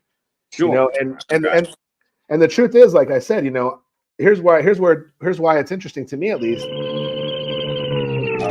Who is this guy? To me, it's interesting because I didn't necessarily care. So I'm not doing this to make money. I'm not doing this for fun or for clout. I'm just doing it because I felt like doing it. You know, so I don't really give a shit. It's just fun, dude. You know, but I did see that. I did see that as being a huge mistake and a huge opening for people to kind of say, you know, if John didn't know, you're right, Quadfather. If John didn't know that I had his back by that point in time, there was no time he was going to. And you know, in that case, then there was no way for my plans to work because I wanted him to fucking. Eventually, my ultimate plan was to get John to try to get back in Howard Stern's good graces. So all the Shuley shit, all that shit, in my opinion, is superfluous to getting him to fucking take back all the horrible shit he said about Stern the last fucking 10, 15, 20 years. He said horrible shit. But if you listen to him talk, you know he fucking loves Howard Stern like he's his father. I mean, it's sometimes kind of sickening. Well, you know? Yeah. So a lot of it's radio shit. You hurt the ones you're closest to, right? Like if you're close to people or there's a thin line between love and hate. Like that's the people you love or the people you hate the most sometimes. My ultimate thought process was to get John to correct himself by correcting his videos and commenting on his own videos. And then I was going to try to get someone like Dr. Drew involved. It was crazy when Shirley had him on because then I told John, you know, we use the fact that you drink a little too much and we fucking get you tightened up, man. It'll be fucking awesome. I'm like, I drink too much. I'll go on there with you. No fucking problem. Like straight up, you know, we'll do fucking whatever the fuck it takes. And then the last thing after you found all the things you needed to find during your journey, John, was we're going to go to Howard and say, man, I'm fucking sorry. Like, you know, all the times that I've, you know, said this shit, I was just fucking acting out because whatever. And that was my ultimate goal, was to fucking get us on the Stern show, you know, straight up. Like that was my fucking plan. Didn't work, but that was Would you go work with him again? Let's say he came back on Saturday and starts doing it again and he called you and said, hey man, I'm sorry. Would you come back and work with me? Yeah, I would consider it. I would consider it. You don't want me. So that's an open door. I would consider it. The reason why is because now there's a different role. Now I would say, yeah, man, but now it's going to be a whole different ballgame. Now, because I've let all these cats out of the bag, so now we're just going to flat out talk about this. Fuck it. You know, now we're going to cats out of the bag, Jim. Yeah, you know. So the answer is yeah. I don't think he would do it, but the answer is absolutely. I would consider it for sure. Yeah, Catalano TV and Robert, you can come be a part of Catalano TV. Stevie Lou has a spot. You son of a bitch, you can't have Stevie Lou, but you're more than welcome to have Robert. I'll give him to you for free even. Done. We don't gotta trade nothing. You just want like a stapler? What can I say? I don't want nothing. You can have him. I've been trying to. Everybody else wants him around. He'd be gone if it were my choice. I'm not very nice, am I? Joey C's poaching talent. Are you saying that people? Well, no, he's poaching. I don't know about talent. He's definitely poaching though. At least he's out here poaching. You know, you gotta fish to catch him. You gotta be fishing to catch some fish. You know what I mean? So Joey C's out here. Hey, every character. Have you ever heard of Frankie McDonald, DG? I've seen him.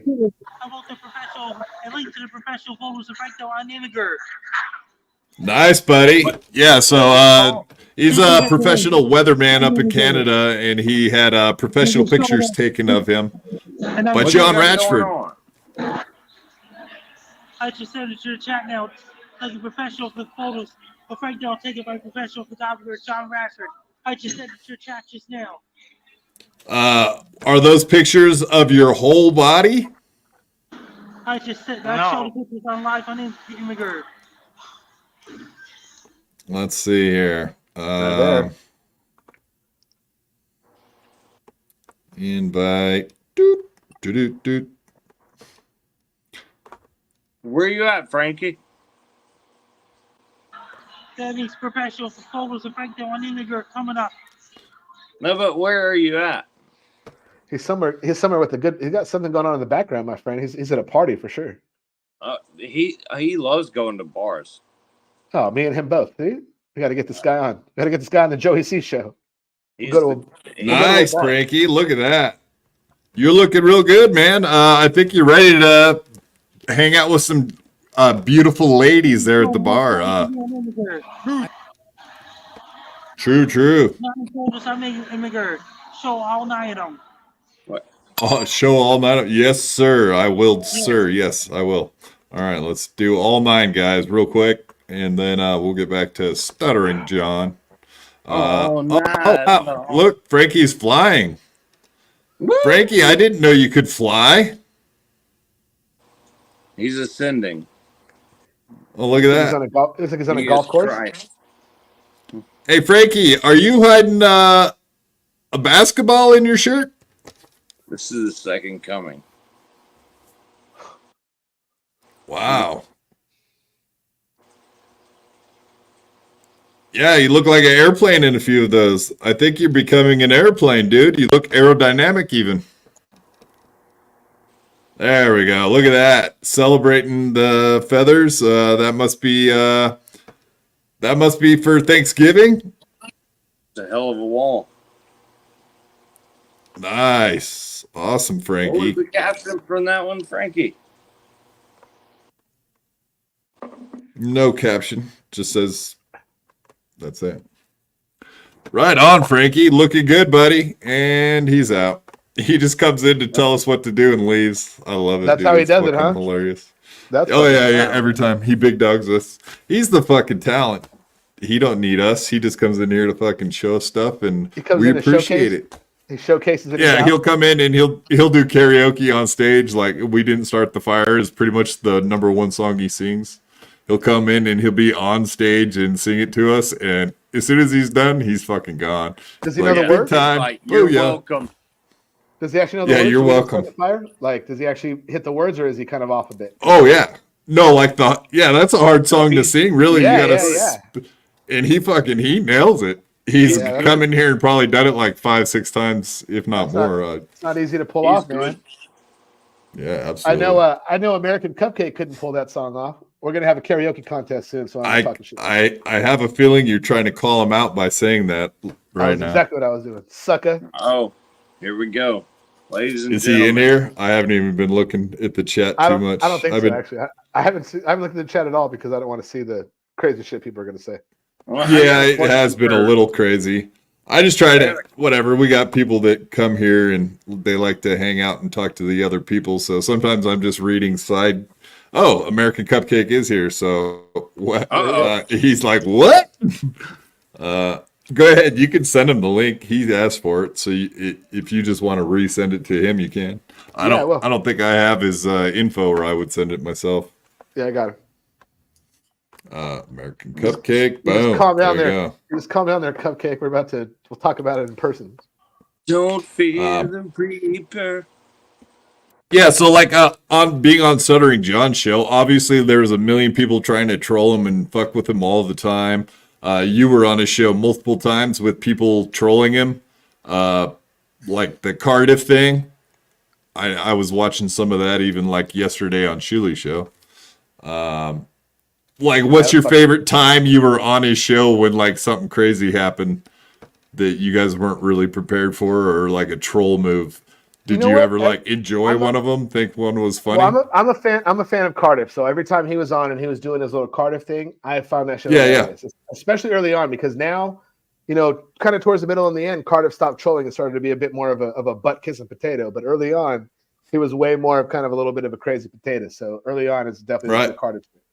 Cardiff one time on the Joey C show, like there was this crazy little thing he did, and we had like this inception moment. And man, I'm telling you right now, like literally Cardiff was like, I don't know how the fuck that happened. And we had like a whole, 4 or 5 minute of just the screen kind of multiplying and multiplying and multiplying and multiplying and multiplying. It's actually a pretty crazy time. That was my favorite troll moment of all time, because we had to shut the show down. We were like, all right, well, we don't know what to do. So we just had to fucking stop. It was pretty goddamn funny. It was like a computer glitch just got out of control or something and got out of your hand. When like say fucking MLC is getting sniped by fucking Zumok, and then he watches Zumok sniping him, like one of those kind of things. Streamception. Yeah. Streamception. Yeah, and then with whatever the fuck Cardiff did, there was like 6 of them, and then that shit just kept going, like, boom, and froze everything else out. It was fucking crazy. Yeah, that's it was funny as shit. Yeah, I'm like, the potato's got some magic powers. Let me flip this light on real quick. Give me a sec. Yeah, it gets dark quick now. What do you got? What? Show us what you're eating, Frankie. I mean, Stevie. Hey, show us what you're eating, buddy. Come on, what show are you us. Eating? Come on. Let's see right it. there. That's what it is. Oh, he's afraid to show us. What is it? Corn or something? You don't want to freak out corn diff? You don't want to make him feel bad? The end of a slice of pizza. That is that is not fighting food, sir. You need to be eating complex carbohydrates. So that's right, Stevie. You're training. No women, no junk food. I need a carbo load, period. No bags, no pizza. The amount of running and shit I've been doing too. But yeah, I fucking been podcasting since 4. Ray DeVito just hit me up, says he wants me to come on at 11 after this. It's like, what the? Does it ever stop? Better get me the link. I got questions for that guy. I haven't had any of those moments, so I would say no, Stevie Lou. I'd say it probably is just starting if that's what's going on with you. Yeah, I guess I'll be going till the crack of dawn with Ray after this. So, and you got trolled a shitload of times, would you say, on John's show while you were on it? Me? Was it just constant? I was never on John's show.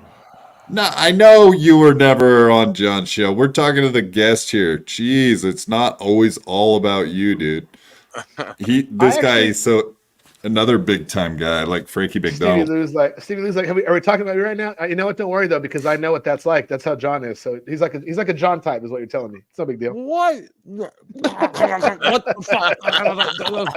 DJ, come on my show, and you fucking talk that shit about me. Now he's certainly like a John type. He's fucking dead on.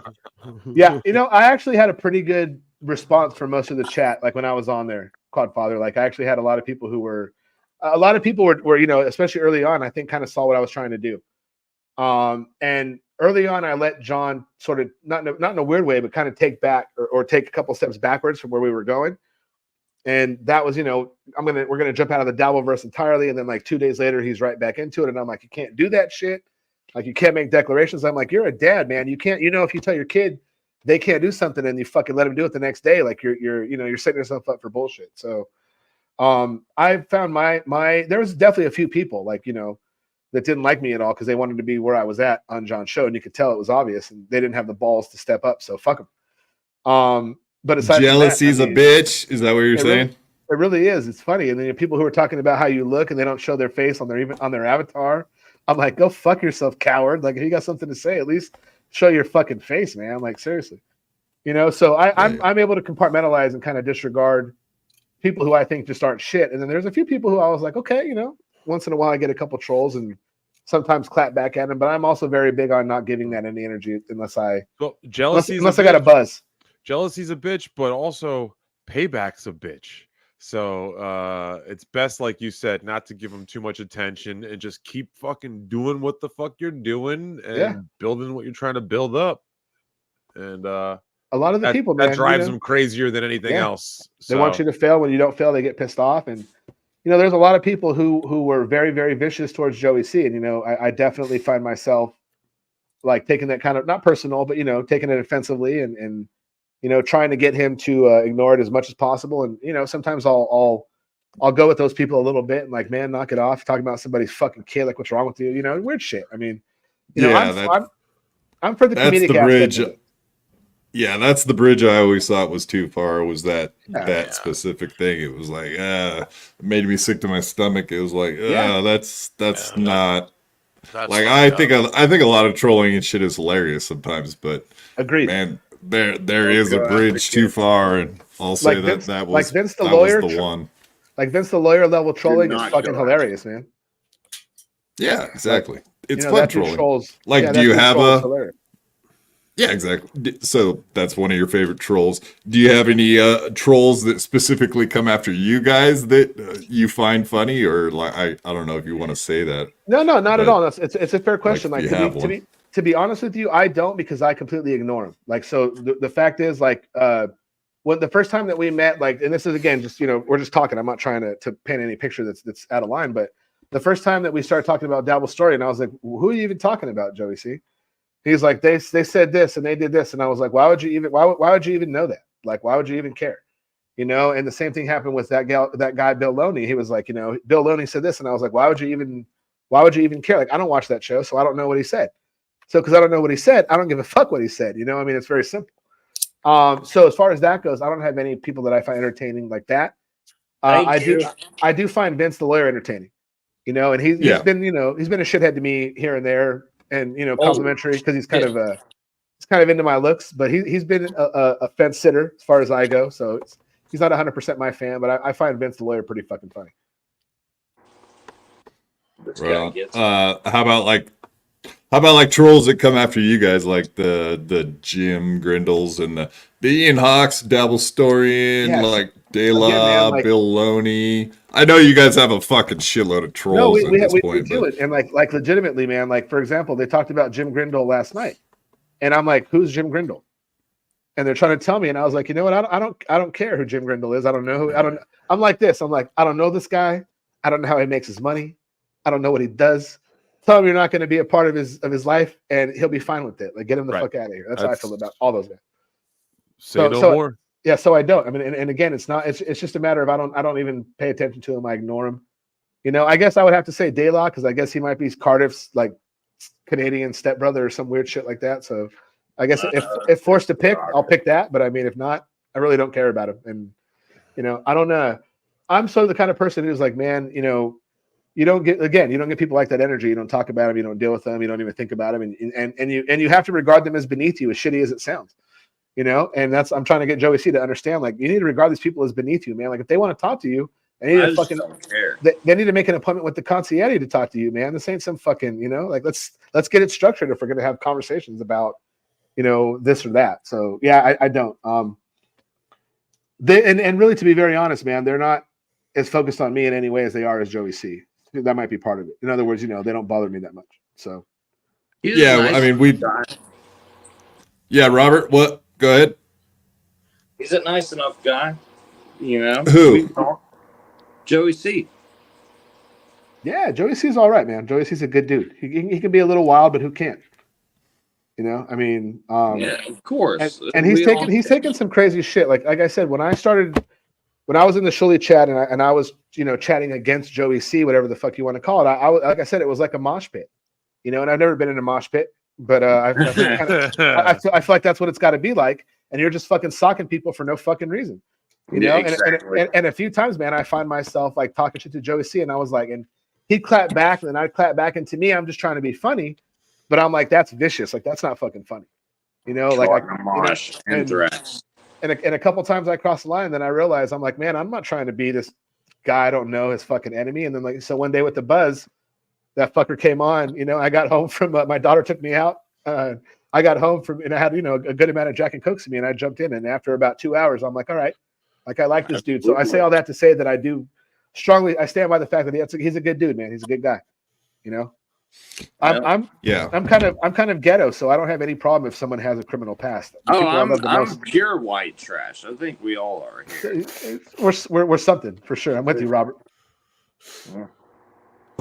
Hell yeah. No, like the Jim Griddle thing, whatever. That's where I met Lou to begin with, was on that show, because they used to work together. You know the whole story. I don't have to tell you. Lou probably might even. Oh, okay. I know whatever. A tiny bit of it, man. No, yeah, not in a dick way. Yeah. Again, I don't like. I know that something about a channel getting stolen. I don't know who stole. Yeah, right. No, Lou and Grindle, they worked together for years, long before I got there, and I hung out with those guys for a few months, doing like a podcast on and off here and there. But whatever. And then I left and did my own thing. Been doing it ever since. And is that this? Like you've been doing yeah, this fairly much. Yeah, this is whatever, second channel. The first one got burned, but here we are. So we've had this channel going for like 4 or 5 months, but okay, shit, that's the fuck. You guys got good numbers. I'm a loyal motherfucker. I jumped ship with Derek. So you brought him with you, huh? Good job, buddy.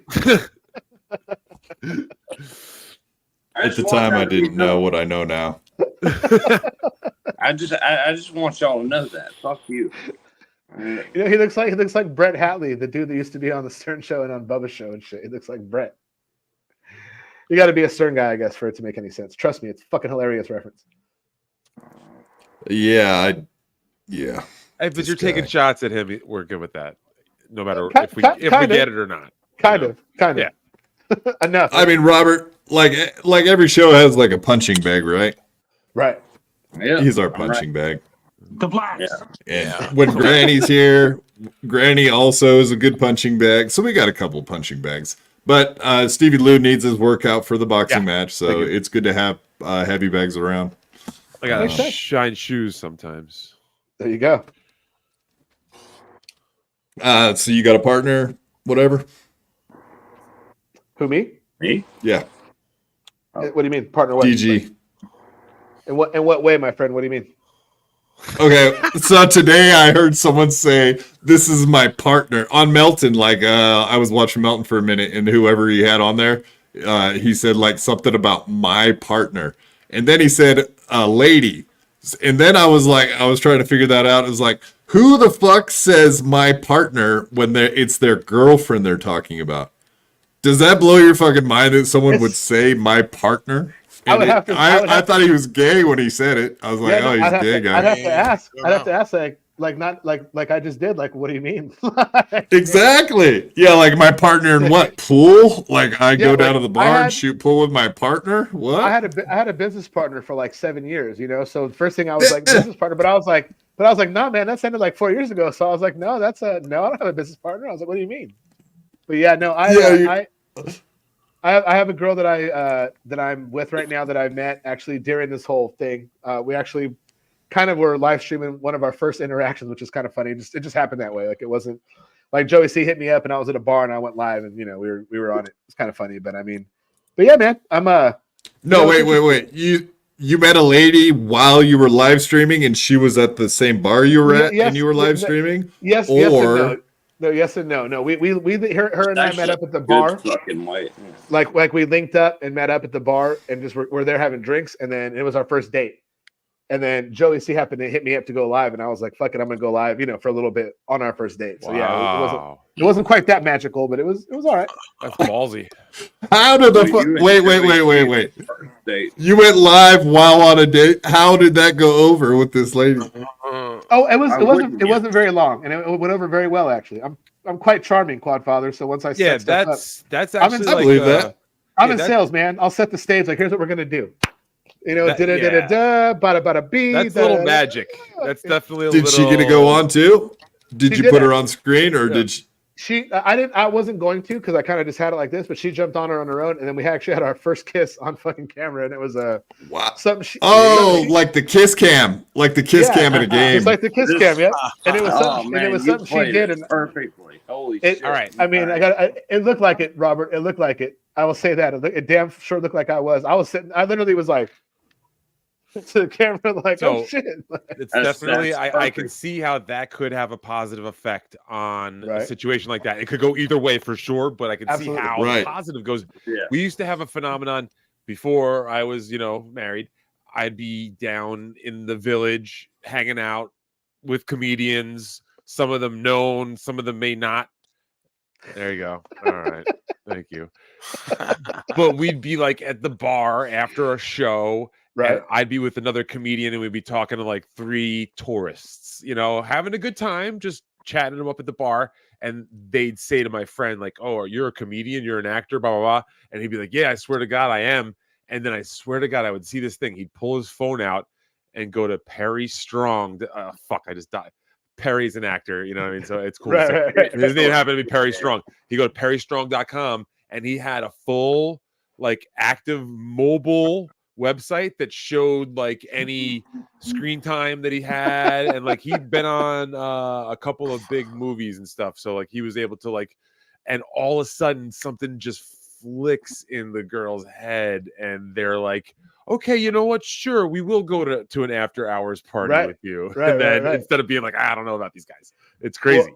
Well, a funny update is that the day that, or the night or whatever, that John and I had that crazy drinking show where, like, we drank for like 4 or 5. I was on for like 5 hours. I don't know. It was crazy. She and I were going to go to dinner. And I literally in the show, I basically canceled dinner with her during the show. And straight up, man, it was a fucking, because I like the girl a lot. She's like really pretty, all that shit. And it was a fucking huge mistake. And so the next like week, I wasn't online at all. And it was because a lot of it was me being like, you know what? I don't give a fuck about being online. Like, I don't even make no money doing it. I was like, I'm hanging out with you. Like, fuck this shit. So I did have a moment where I was like, man, you gotta watch what you're doing, I guess, is what I realized. Attaboy. Right? I saved that though. Right. Man, it was This guy gets it. Yeah, it was close. Close. Yeah, like Robert. Yeah, Robert gets it. He goes out to bars and he comes back with his roommate, I'm not a bar guy. and they do like devil's three ways all of the time. Robert goes second, of course, I'm always. a bonfire guy. Hell no. No bonfire guy. All right. I'll just get look. You ever done a devil's three way, DG? I have not, my friend. I have not, unfortunately. I've done the conventional. Say fortunately, trust me. Well, yeah, fortunately, I guess. It just would have been a better story if I would have said yeah, but the answer is unfortunately is no, as far as in that context. Robert does them all the time because his roommate goes out and gets like whatever. You can imagine the kind of women they get, but they bring them back. That's not important. Don't. No, that's not true. But. Robert said he's more of a bonfire guy. He's more of a bottom. So he's like a bonfire as long as there's a cross involved. He's like, I'm a bonfire guy. No. All right, Robert. Yeah. He starts those fires on the people's lawns. He's yeah. Right. No, I see like the porn genres nowadays. I can't even imagine what Robert looks up. I'm never gonna ask him. Let's just say that. Drop parts of my grinder. Nice. Yeah, I got you flustered. Is that what you're saying, or are you just really horny right now, thinking about fucking burning crosses on people's lawns? Does that turn you on? Calm down, Robert. I told you no more getting excited on the show. Easy, buddy, because it's only for you, and you don't want to get there because the messages that we have exchanged, you really don't want them getting out. I promise you that. Oh, are you threatening me, you faggot? He's doing it. Hey, he's doing it, John. John threatened me like that at one point in time. That was fucking hilarious. I was doing a John. Now he's doing a John. Everybody's doing a John, man. John at one point in time was like, you don't want me to give out your name. And I was like, actually, I've given my name out twice on the Joey C show drunk. So it's out there. And I was like, man, the message that I have, I'm not a bitch like that, but the messages I have that are actually like, what should we do on the show today? And I go, oh, we should do this, this, this, and this. And then you correspond that message to the fucking day that we did that on the show. I have like about 7 or 8 of those. So I'm like, come on, bro. Like, let's just be friends. Like, let's just be bros. That's how we'll handle this one. Yeah, that's ridiculous. I hate people threatening stuff. It's gay. It's silly, ops. Man. There's so many gay ops going on in the or whatever internet period. I guess when you're on the internet, you do sign up for some of the bullshit just because it is what it is, right? Yeah, I mean, I guess it's understandable, but some of it you're like, this is fucking silly, and yeah, something like that. Yeah, there's a step too far. Yeah, like I just booted that guy because I don't put up with threats. That's not happening. That's why Robert's out. Yeah, he's out, man. That's that. People want to threaten and fuck around, play games. They will find out. That's how it works, right? No, that's fucking. I mean, I hate to say it, but that's probably what you have to. That's what you have to be like around in this space. Yeah, I mean, absolutely. Yeah, in our in the Joey C chat room. I mean, we're not monetized quite yet. We're working on it. We're actually in the stages of getting approval, whatever. But in the chat room, everyone's kind of has the mindset of you shouldn't ban people, and I'm like, nah. Once someone says a certain thing goes a certain amount too far, then I might just kick them out, and let them go do their shit somewhere else. I mean, and I know they can get another fucking name and all that. I get all that, but still, like, eventually they get tired of exactly. Yep. it, and they move on. Yeah, sorry. You better fucking be. Say it again, actually. I had to ban him from the studio. Fuck kicking him from the studio. That's that. Over there. Wait, what did I just miss? He's burning a cross right now as we speak. Now that he's out. Yeah, he might be. Fuck, I It's have all to good. go on YouTube and I gotta go watch this show back for fucking That's how good the show is, Stevie. 30 You're gonna have seconds to go back ago. and I watch stepped it. away for fucking 30 seconds. No, he was saying something about fucking. He said you don't want me getting sending out your text messages or something. It seemed lighthearted. Yeah, all right. way. Well, I don't know. Whatever. I don't know. Well, let's ask him. Yeah. Was that lighthearted, sir? Ask me. Ask me. He tasks me. He tasks. She vexes me. Ask me. Jesus Christ. Maybe. Are you totally so stupid you don't know when to keep your mouth shut? Oh wow. Damn. Okay. The answer is yes, because you don't have a defense for that. No, like, do you speak English with an English accent, DG? Do I speak English with an English accent? Like, do I talk like a British person at times? Is that what you mean? Can you do like an impersonation? I mean, to some degree, you know, I'm a James Bond fan, so I have some James Bond chops as far as that kind of shit goes. So you are possibly the Dabblestorian. Oh yeah, no, I'm definitely not the Dabblestorian, brother. Like, No, you just admitted that you can do an English accent. I did admit See, that. I trapped you. Hey, no, I'm not taking that back. I definitely can. Like, yeah. I just fucking. No, that's fucking That's funny. good Like, shit. like Godfather's a fucking crafty detective. He just got me in the box right now. Right? No, I'm just an asshole. I'm about It's the first different. 48 myself. Like, you give me a fucking Happy Meal and I'll tell you everything right now, son of a bitch. A cigarette and a Coke, right? You That's get all. two A Newport. two orange Fantas. I need 2 double cheeseburgers, and I'm gonna say all this shit. Yeah. It was Ray, motherfucking Ray. Ray DeVito? It was Ray DeVito. Oh my god. Stevie Lou, you're about to be on there with him too. So Oh, good luck. yeah. Good luck with that. Now, what do you think about that whole? What do you think about that whole incident? What incident are you referring The to? Dabblestorian incident, DG. Oh, right. With John? I should explain myself. Yeah. What did you think about that whole fucking thing? I thought it was bound to happen, and again, I didn't even care to think if it was Dabblestorian or not. You know, I mean, I knew I was watching it, and I knew that dude wasn't the guy that had been Dabblestorian, but who knows if, you know, I don't know. That doesn't mean nothing to me. You know, the voice was different basically, but it still could be that launched from that place, wherever they're from. You know, I don't know. In other words, you know. Right. But when I saw it happen, I mean, it was fucking hilarious for a second. Then I was like, ooh, like John's in fucking trouble. You know, right. And ultimately I thought, man, if John and I were still doing shows together, like that wouldn't have happened. You know, unfortunately. That was my. Did you actually? Were you like in control of his stream when you guys were doing shows together? Like, could you have hit the delete button with him? No, if you were there. Not necessarily. He always he would take my counsel on who we would bring in. You know, and yeah. I would definitely and having me there, he wouldn't have to bring on someone, because John, all these guys, man, you know, they need to have someone to do a show with them. Brennan, like all these guys, like John's big on saying he can do it himself, and to a degree he can, but it's better for him to have someone there to bounce shit off of. That's just how it is. So if I'm on there doing that full time, that's why it was, you know, for the time that we were doing it, and it was consistent. That's why it was only me, because, you know, we're going to have the same response. And he wouldn't need the Dabblestorian or anybody else, whoever that was in that role. Does that make sense? So that guy wouldn't even have been there, most likely. You know, like there were times like, hey, should I bring on Cardiff? Like, fuck yeah, you got to bring on Cardiff. Cardiff's fucking hilarious. You know, and then he would be like, hey, Cardiff's kind of trolling me. And I'm like, I know, but Cardiff does it in such a way where it's not disrespectful. You know, like he does it, it's kind of funny. He adds to it. And I would always tell John, like, you can't let people come on here. I would tell him, you can't let people come on here that are going to fucking troll you disrespectfully. I tell Joey C the same thing. You know, if you don't know it's going to happen, okay, but once you catch it, you can't let it keep happening.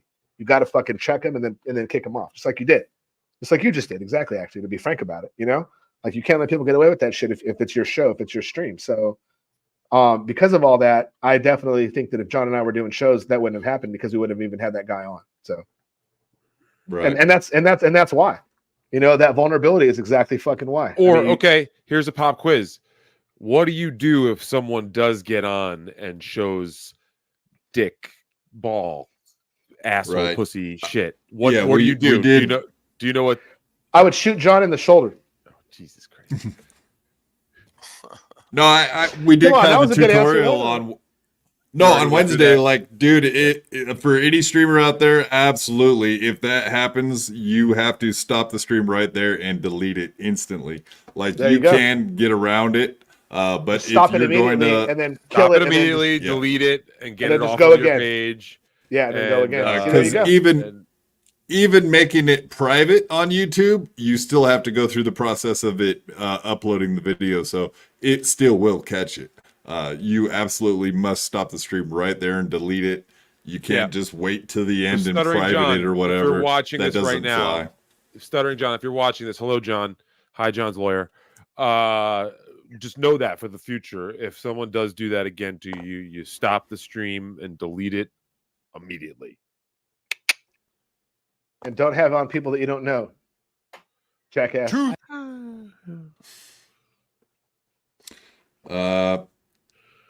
I don't know. He likes to play with. He likes to play with fire. Some people are gluttons for punishment. It seems like John has a little bit of that in him. I gotta say. The problem is he's not, man. The problem is he just kind of Forrest Gumps his way into those situations, and you're like, oh, like man, like Jenny's a whore. Don't quit talking to Jenny, and he's just like, what? No, I'll figure it out later. He Forrest Gumps his way into a lot of shit in a good way, but also in a John. In my opinion, John's most humorous quality is when John is not trying to be funny.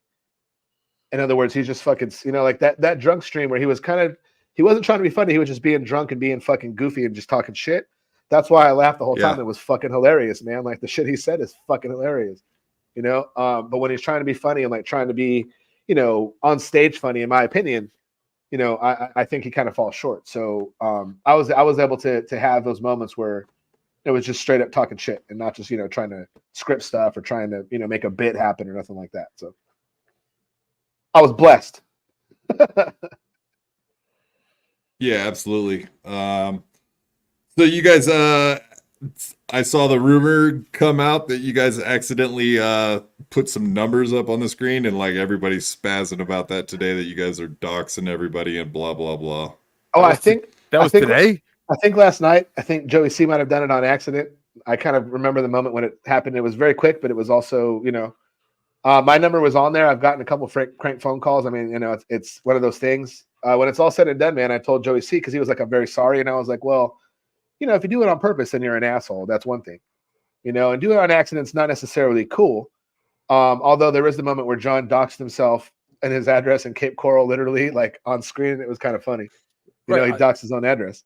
That's something I heard also, that that wasn't the only avenue that the link could have gotten out the day that event happened.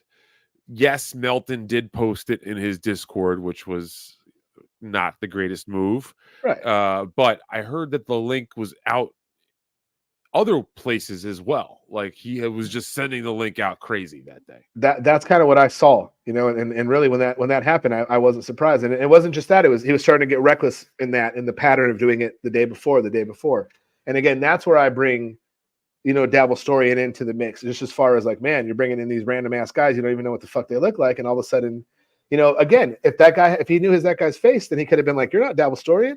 You have a different face, but instead he had the same fucking picture. He's like pulls the mask off like Scooby-Doo. Yeah, Exactly. totally.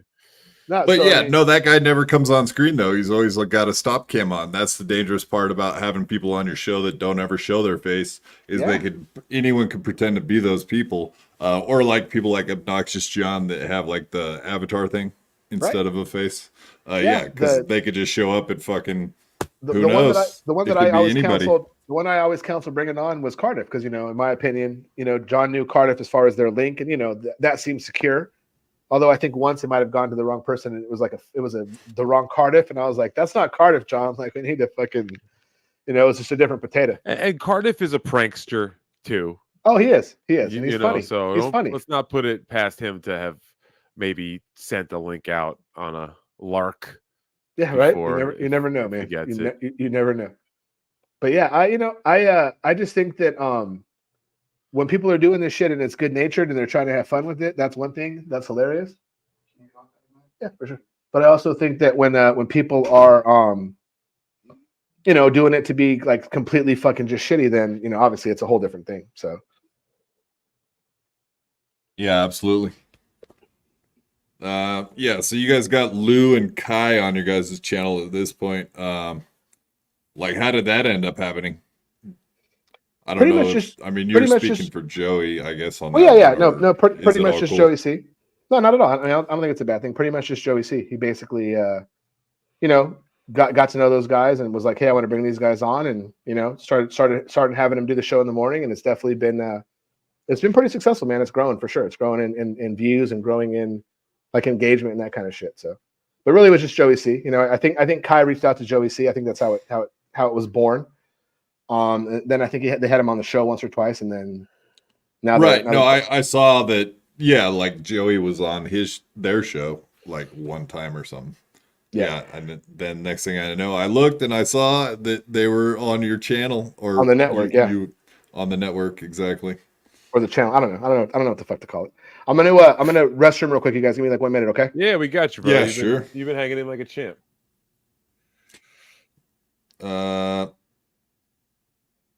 Yeah, and let's see here. Ray goes on at 11. Yeah, we got time. And we're both invited apparently, so maybe we'll give ourselves because I'm not a little bit of time in between shows. I can't stay the whole time.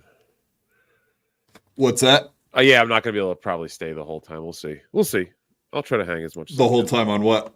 For on Ray here or his? No, for Ray. No, if I'm here. I'm here.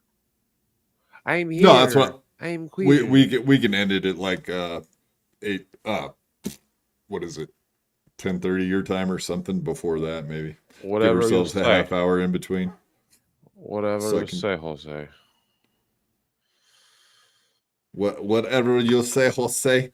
Yeah, man. Are you pumped about your fight, buddy? Yeah. Fucking David Chandler just contributed to the Stevie Lou Team Deadpool boxing war chest. So I'm grabbing some headgear, a new proper mouthpiece. I've had a mouthpiece. I've been training with a mouthpiece. You definitely want to start working with a mouthpiece as soon as you can. Finishing in the mouth. Yeah, exactly. So have to get some headgear. So Chandler was very, very kind and helped out. So grabbing some headgear and also some actual footwear, boxing shoes, because it's good to have something light and easy to pivot on if you're going to go for it. And where I go, we do like bare feet mostly. So it's kind of an old school sort of thing. So it'll be nice to get some actual gear going. Yeah, man. And that's fucking awesome of fucking Chandler helping out, man. Always helping out the all the whatever creators. Awesome. I got a bit of a conundrum here. Maybe we could talk through this since we got the time. I did bring this to my trainer, the guy. There was talk last night that I'm not going to an actual gym and all this, and that's completely false. It's the farthest thing from the truth. Not true.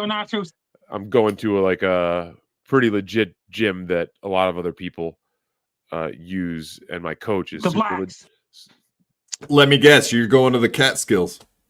Oh yeah, right. Tyson's old Lamato? No, but so the guy was like, "Yeah, man, you're not fucking a boxer. You're a fucking comedian. This guy's not a boxer. He's a fucking impressionist or whatever. You two douchebags shouldn't be fighting. I don't want to fucking be part of that." So I said, all right, whatever. And then I still took the fight on anyway. So now I got to go back to him and tell him that and see what he says and see if I maybe can convince him to still help. And if he says no, then I'm totally fine with that. He's very honest. That's the thing. He trains actual fucking fighters. So he looks at me and does not see what, you're supposed to see in front of you when you're talking about doing a serious fight, which I totally understand, so I have to respect that, but I also have a drive to do this and I'm going to do it. And I'm the kind of person that doesn't necessarily listen to people sometimes. So that being said, if he can't be my coach, I'm gonna need someone to be up there with me that day who knows something about boxing, so we can have some adjustments made if needed between rounds. Someone who could even just fucking tape my hands up, because I'm gonna need a good tape job for the gig. Yeah, shit's all important, man. Right. So preferably someone who has some boxing experience in my corner would be great. If my coach still refuses to do it, I have a feeling that I could convince him with a little more work. But hey, only a few weeks left, so it's not like I'm going to be changing much from where I am here. Although the rate that I'm going, I've been starting to see some slow style improvements, which I think is cool and is something that I'll continue to fucking box until I can't anymore, I'd say. Because I do really enjoy the art form, the workout, and also the community that I've now become a part of by going to this one place fucking, like I said, sometimes 5 times a week now. So nice. Dejois, All-Star to go fund Lou to box Aaron. Yeah, we kind of went over that. I guess, yeah, whatever. And then Citizen M, Aaron won't commit to a boxing match. Shots fired, folks. You heard it here. No, I called into Compound yesterday. Obviously, you're well aware of this shit by now. But yeah, I called in and I was trashing Steel Toe Aaron because he was filling in for the Anthony Cumia show with Gino yesterday. Yeah, I heard wind of this. I got wind of this. Yeah. So whatever, I was trashing it pretty good, saying, dodging the fight. And then he was like, oh, well, he's too fat and can't pass the physical. And I was like, well, he's not as fat as you and all this shit. He thought he knew what I was doing. He thought it was funny, but whatever. I don't think Gino got the fucking joke or whatever. The heel turn on fucking Aaron. When you're buddies with a guy, can't you call in and fucking dig him on air? It's fun. See, that's the kind of trolling we're into. Calling your buddies and trashing them on a show when they're trying to fill in for a serious show like the Anthony Cumia show is a perfect time to fuck with them. So Gino was filling in for Cumia? Gino and Steel Toe Aaron Imholt. Oh, okay. And whatever, I called Gino and I was fucking trashing Aaron for dodging the Melton fight, supposedly. Allegedly. That's funny. That would be a barn burner. Aaron Imholt versus Melton. Woo! I'm gonna say. Yeah, I don't think it's very much of a fair fight, but it's fun to fuck with like Aaron or whatever. Oh, you're dodging it. Oh, yeah, right. Whatever. We'll see if it happens. It'd be funny if it did happen. I don't give a fuck. So be it. Yeah, and then you got whatever. You got Lou and Kai on your show. Lou, I never really got along with, but whatever. It wasn't too big of a deal. Kai seems like a nice guy. I don't really know much about him. I've talked to both those guys, but Kai, he seems like a really smart dude. I don't know. He seems like he might be into something that takes intelligence, from what I can understand. Yeah, from what I've got from them, Kai definitely has kind of the straight guy, part, and Lou kind of gets a little bit, a little wild. But Lou is also really into like pop culture shit. And yes, the times that I've had conversations with him, I'm kind of into pop culture shit. So those are the times that I've kind of vibed with him on, various things as far as that goes. But yeah, I can't provide too much color on those guys, only simply because I've listened to them as much as I could. So maybe like 3 or 4 times, and not in a dickhead way. Just, I'm West Coast. Like by the time I get up, they're pretty much done for the day, So. So you're not from you're in San Diego. I'm in San Diego. Yeah. Oh, okay. Yeah, I'm West Coast too, man. Fuck. Yeah. Oh, nice. You're one of the few. You, Hack Ride, me. I don't think there's many other fucking West Coasters in this world. No, not the black ones. Jerk. Yeah. No, like it's weird. It's weird being in a world where everyone's like their time set on East Coast and like everything revolves around them. But of course, here we are. it caused a major beef between John and Kevin Bennett at some point. That whole East Coast West Coast time frame that they had a little. It's a pain in the ass. Yeah, that was like bullshit. we don't get to watch the morning shows. We get to watch replays, right? Because you don't get up at 4 a.m. to watch fucking some show. I don't. I'm not gonna do it, dude. Nope. Yeah, exactly. I do not. It's like if I get up at 7 and just happen to catch like the last end of a show, it's like, all right, whatever, that's good enough. If I catch the Lou and Kai show, it's because I came home and I'm fucking wasted and got home super late. And I'm like, "What's up, boys?" Woo! Dude, right? Because that's got to be the best way to watch that or listen to that. You just fucking crack the code. I would not be helpful. Yeah, because like last year when I was going on the morning show with Lou and whatever that other show. It was always on at 4 a.m. So the only time I went on the show in the morning was when I didn't sleep that night. Like I just couldn't sleep, and it's like 3:30 in the morning. It's like, fuck it, I'm just gonna get up and fucking join the show now because I can't sleep. It sucks. Sometimes it happens. What other show? What other show? You didn't say the name. What was it? The black right, one. I didn't. Yeah, you're right. I didn't say the name. You're correct. It was the black one. Yeah, great. So much like our buddy Frankie McDonald, Spider, that guy, is he does he have like a mental disability or is he all straight? No, he's just real shy. Like the fact that he's just a real shy guy. So like Joey C brought him on and really he was kind of just watching the whole thing when we first did our first couple shows. But yeah, no, he's just, shy. If you talk to him, he's, into sports, into all his shit, but he's just kind of a shy, he's in his 30s, but he seems like kind of a shy kid, but he's not a kid, you know what I mean? So he's just shy. Yeah. He's got a Jake Hudson vibe to him, I would say. Yeah. I'm not capable of diagnosing. So I'm just saying let's move on. Let's move on. Look at this guy. No, he seemed like a nice guy or whatever. Whatever. I wasn't trying to throw shade. No, I know you weren't. I was just curious because I wasn't Stevie Lou threw out a certain. That's gonna probably get me into trouble. I just realized now, and I would like to say that I have been having a nice cocktail tonight, so I'm a little loose-lipped. That was my fault. American Cupcake says karaoke challenge. Did he just show? Maybe the other one was a fucking fake. That's it. Might have been. It might have been actually because he and I. Because he's just now showing up, and you probably sent him the link, right? You could to say it again. We send him the link. I did actually. I'll send it again. Okay. Well, if you want, you can come on, Mr. Cupcake. I've never BS'd with you, so. But yeah, it's all good. Cupcake's funny, man. Yeah, we want to have him on his own episode too soon. Right. Yeah, we could do that also. Absolutely. We've done that before. Had people on our show and then gave them their own special feature also on top of it later.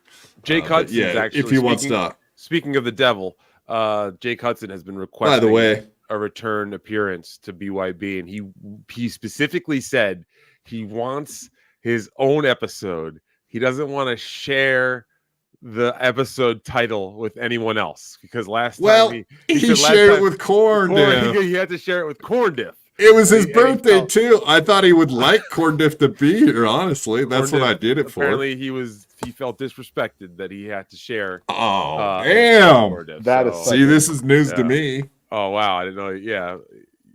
Now I feel bad. I don't know if I'm going to sleep tonight. You thought you were doing the right thing, but little did you know you were being a total dickhead. Nope. No good deed goes unpunished, my friend. Exactly. That's the problem. Yeah, I need to work on things. We'll get Jake back on, hopefully, and then you could put every name that you can imagine on as the co-host. Invite everybody in there. Drive them out. Just send out the link. Fucking willy-nilly. And put his name on the last. That's how you get back. But no, we don't do that. Where did Spider come from? I don't even know. What is he out there in Florida and shit too? Same area? I think he's in Baltimore. Local? I think he's in the Maryland area. Oh, he's East Coast. All right. Yeah, but like I know Lou.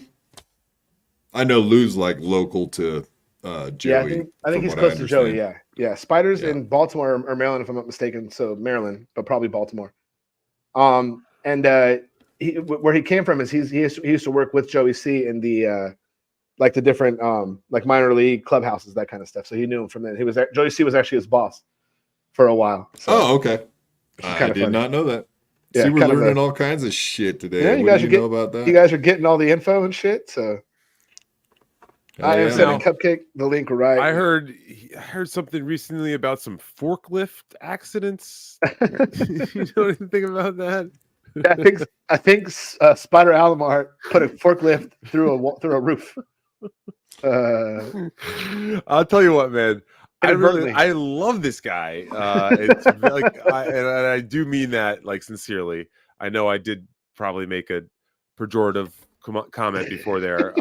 There you go. But like, he really does entertain the shit out of me, and I hope he don't go nowhere. I hope he really stays. We're gonna try to hold on to him, man. Like he texts me sometimes when he needs like a little, just like a little concierge action, and I'm like, bro, like don't even worry about that. Like focus on this. I think probably he probably is experiencing like the Ari Jane effect, where you come in a little too hot, and then you feel the blowback and like the whiplash way too fast, and you're not used to that sort of thing. It's nothing that really happens in real life. It only happens in these crazy circles. So you maybe get smashed in your mouth a little bit, and it's all about picking yourself back up and going back forward. And I think once you get through something like that, maybe he can, not worry so much about his mustache and all that, and just have a good time. That shit is. Scott Fitzpatrick, no filter. I'm sorry. Is Spider a Spider-Man or a man spider? See, this is why you come on for the hard biting question. This is a tough question. I'm going to go with the latter and not the former. There, man spider. The man spider. No, I love that guy's energy, man. It's good shit. Yeah, it's funny when he actually takes the initiative or takes the time and actually has something to say, and like slow shit down. Like, hey, I got something to say. Like, it's pretty fucking funny. And yeah, this is true too. Oh wow. Dr. Chow, the Mega G, what's up, G? What up, Chow? Keep killing it, bro, or Let's whatever stay out the of the fuck whole you would say to me. Stuff, though. Let's just leave it. No, this is not a bad thing, Stevie Lou. I'm with you. Like I wouldn't like be okay with anybody disrespecting Joey C's family. Yeah, and also I know Dr. Chow is cool with Joey and you guys, so I know he's not. Spider Alomar was almost Joey C's son-in-law for a minute, and then I guess it didn't work out. But yeah, he definitely dated one of Joey C's daughters for sure.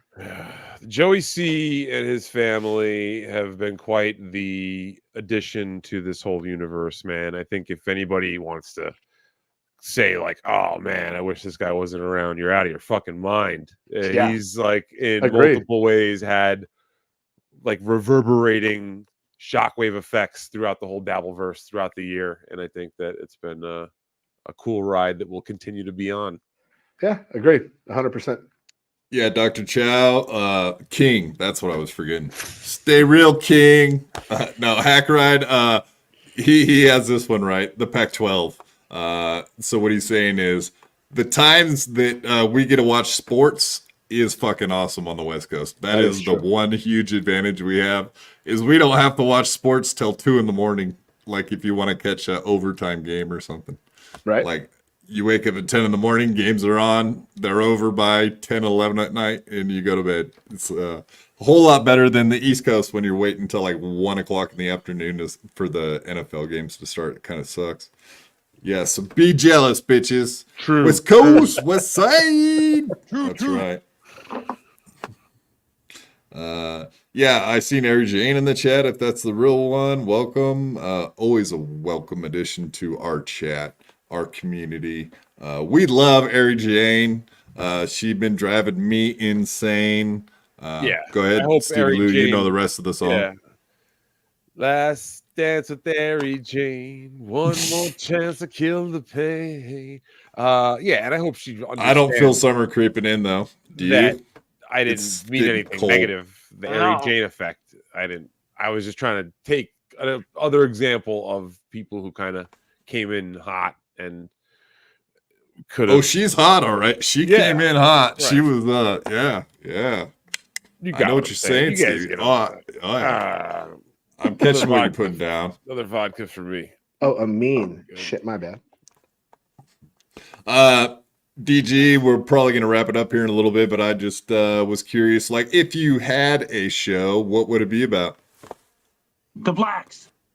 If I had my own show, like I'll end up doing it actually on we'll end up doing different formats. But I want to really talk a lot about kind of the dynamic between what's funny and what's not funny, and start to try to maybe draw boundaries on continuing to try to be funny and use humor, but also quit trying to hide behind humor for saying fucked up shit.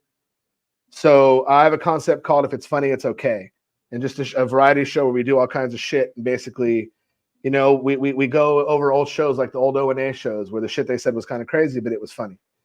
And sometimes you'll find stuff that's not funny, and you'll find, hey, you'll find, you'll find it's cringe. Exactly. And I think there's really a lot of content to be had, and a lot of discussions to be had, and a lot of just a lot of different things that you can do and explore, in that realm. So that's something that we'll end up doing for sure. Yeah. I mean, is there anything else you would do? Or is that just mainly well, you know what? Just I mean, for me, just myself, that. But I mean, as far as the Catalano TV goes, there's definitely we want to continue the variety show and kind of put a lot of effort into that. And there's also some, the crime shows that Joey C's talked about. I want to help him really focus on those. Definitely have him, able to put the time and effort into the shows he wants to do. I like the jail show. So I would probably not necessarily be a part of it, but I would definitely want to, help and make sure we got everything running for it. So and then maybe a political show, but only in this context. Like yesterday we were talking, and Joey C, Kai, Lou, we all have kind of different political views, so maybe something, and even if it's funny, it's okay, might even kind of gravitate into all that, where we can kind of get together and talk about funny shit and talk a little bit about politics and talk about, I'm make just trying fun to of politics. Do make like fun of politics, the man. jokes part of it. Right. And just be able to talk. Just be able to talk. Not get into where everybody wants to fight and everybody wants to challenge, John and Shuli want to challenge each other to fucking fist fights over shit they're trying to say. And it's like, man, right. What kind of idiot will fight somebody over online stuff? It's some silly. kind of moron. It's fucking set up a fight. Unless you actually fight. You liked my tweet. Yeah, I'm gonna whoop your ass. Right. You liked my tweet. You're a dead man. And what's funny, Stevie Lou, is I do kind of believe in, hey, if you're gonna do that, then actually do it. Not talk about it forever and be an asshole and be a grown man talking about fighting someone because of what they said. Like if you actually have to, then you do what you do. You actually have to do it. Never once did I say I was gonna back down. I wanted to do this from day one. People want to try to work that story that he's not trying to do it because they don't. Or they want to just troll. It's weird. It's a weird psychology why people would do something like that. But here we are. We're going to fucking get it going. And may God have mercy on his soul. At that point, man, when it gets to that point, there's nothing you can do. I used to get in a few fights here and there myself. But people would always talk shit. And that was always my saying was, well, you got the talking part done already. Right. So if you're done talking, then let's do this, or shut the fuck up. One of the two. He's like, Jesus. Yeah, I like this from Hack Ride comment. Obviously, I'm, by the way, DG, I'm in a wheelchair, so obviously I'm not whooping anyone's ass anymore. Yeah, I didn't know that until the Zumach thing, and I actually found it interesting. There was something you didn't just, not in a bad or good way, just my observation was I didn't know about it.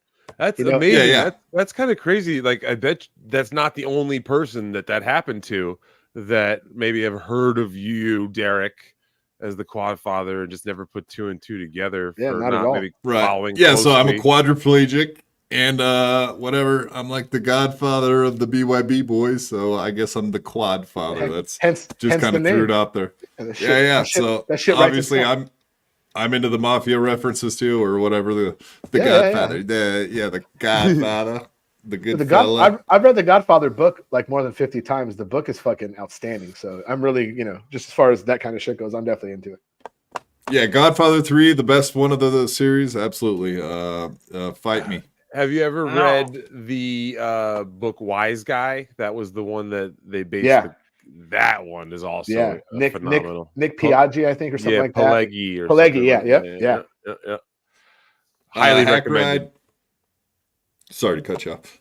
Hack Ride did have a comment about your show idea. He says cease and desist. At least he didn't say cease and deceased. That's promising. Decent assist. DG Blind Mike has that corner already. He's hooking for years in that corner, that comedy judgment corner. But we'll have a show. But we'll have a show with sight though, so we'll talk about stuff you can see. Boom! Hi-yo. You heard it here. You're blind, Mike. You're blind. Take that. Yeah, I'm looking for a new boxing trainer, and it's definitely not going to be Blind Mike. Let's just say that, you know. Imagine though he was actually a boxing coach prodigy, and they're like, "Yeah, man, no, you actually don't want to fuck around with you need to go to Blind Mike. He will get you in shape." Whoa. Whoa.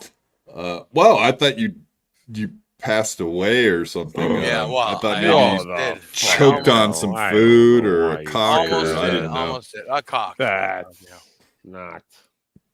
Dr. Chow, I'm a good G now. could be a godfather, but can't necessarily be a G. So what are you saying? I can't be a G? What are you saying? I don't get it. Oops. Accidentally brought that back up. People speaking Spanish. Do you speak Spanish? DG? Enough. Is this an actual thing, or am I pulling up bad words? No, someone's telling me to answer the telephone, but my phone's not ringing, so I don't know if he's talking to me or not. But it's cool. Look at me, DG. That sounds pretty desperate. Sounds like someone really needs your attention. Are you not giving people attention, the wrong people, or what? I certainly, like I said, I've given my philosophy on not giving air to trolls. So if that's a troll, I certainly wouldn't give him any attention. That's my philosophy, and I stick to it. And this must be a fake American cupcake. LOL DG, the link. Stop being scared. I think that there's an American cupcake out there that's totally no, you know what? as to why he's getting a link. I sent it to the wrong. Hold on a sec. It's all good. The wrong American cupcake. How many fucking? Do you have he's got a crazy ass email address, and you it's have more than one American cupcake in your phone book. How is that possible? Holy shit! Jesus. Damn, you know what, truck Stevie Lou, drivers. it's possible, all right? It's fucking possible. That's all I can tell you. The only other thing I like Phil Elmore. I seen that guy was on your show. I seen him on. Yeah, holy shit. Quad Redna too. That's another. What a segue. DG. Yeah. You guys made me like Phil Elmore. I swear to God, I have to give you and the Joey C network full credit for turning me 180 degrees on my feelings towards Phil Elmore, because anytime he's been on WATP, I feel like I just never liked his vibe. I never got him. When he went on your show, he talked more about his life and his career, and I like kind of feel like I got him more than I ever could have got him on one of these broader serving shows. So he's interesting, man. Like when I was working with John, he would kind of comment like he was doing on the show, and he was definitely not happy with my performance, and he would tell me like, you're not even speaking your mind. I can tell, that kind of stuff, just little shit, and I was just like, don't worry about it, whatever. Anyway, the way it all shook out, I had to actually go on, his Twitter and say, you know what, man, you were looking out for me the whole time. And, I just have to acknowledge that I recognize that, that was kind of our only interaction until we got together on the show. But, I think he's a good dude. I mean, he could be boring, and I'll say it, because there's some times where I'm like, oh my God. But, again, that's just my opinion. I think ultimately he's a good dude and brings a lot to the whatever you want to call it, the Dabbleverse table, I guess. Yeah. Like I said, I'll keep it simple. It's just, I was not, Yeah, I got you. Now I got you. Yeah, I'm like, I got you. I want to check out his self-defense books and shit. It's great. I dig this guy. Joey C says, I will take the credit for that. Yeah, there you go, Joe. Joey C definitely got him on for sure. Clip it, buddy. Hey. Hell yeah.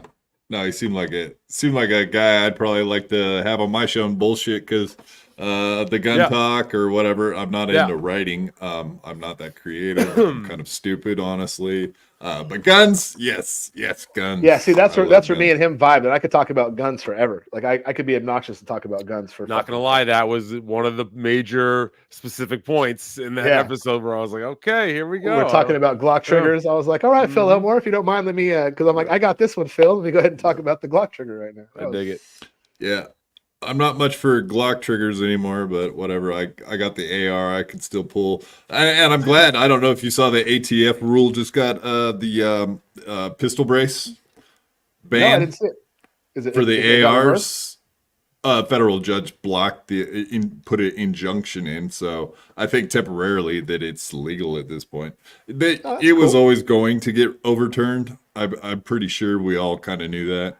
Right. But at this point, it looks like it's well on its way to the Supreme Court and getting overturned, just like the fucking bump stock thing was. Right. So right. I think we're in the same neighborhood. It'll get overturned. So handicaps like myself can use a fucking pistol brace and shoot an AR-15. Duh. Well, that's what they could probably. That's probably what they could always lean back on.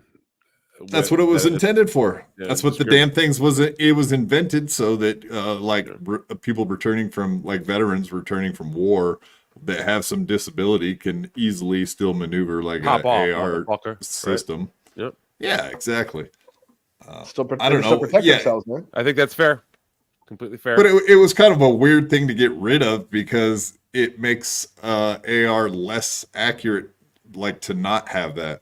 So why would you want people out there shooting more bullets into crowds or whatever the fuck? California's AR laws specifically, like, literally neuter the gun. Like, you can't have a pistol grip. You have to have this weird paddle on it, or you can just get a Ruger Mini 14 and have the same exact. Yeah, exactly. Gun. Same fucking gun. Yeah, you can't same have magazine. On your front, you can't have the front grip. You know, you're not allowed to have that. On the AR-15, you can have the 10-round mag, but you can't have quick release anymore. Yeah, you can't do any of that. So. You also can't even have the flash suppressor on the front, which is just what comes with the fucking gun. It's not like you go out and buy it. Quad. You know? Yeah. Could you, like, mount a gun to your wheelchair? Like a hidden one? You know that guy that has all those videos where, like, he shoots the 12-gauge shotgun? Yeah, dude, there's this guy. And he has all this mounted. I didn't know about it. No, it's a real thing. I don't know what that was. It's a real thing, dude. I believe it, but I didn't. But whatever, it costs thousands of dollars to have things fabricated to attach to a wheelchair. So it's doable. It's just not in most of our budgets. Most of us losers like myself that can't afford shit. But we're making it. We're doing it. We're doing it. Yeah. No, like whatever. We were talking about gun laws a little bit, but yeah, California is like one of the worst case scenarios, and New York City like that. Obviously, it's so stupid. They've totally stripped the legal gun owners' rights away from them, and the only people that can own guns are criminals. Imagine that. The dumbest shit. I hate that, man. That bugs me. Especially California gun laws are annoying. California gun laws are definitely annoying.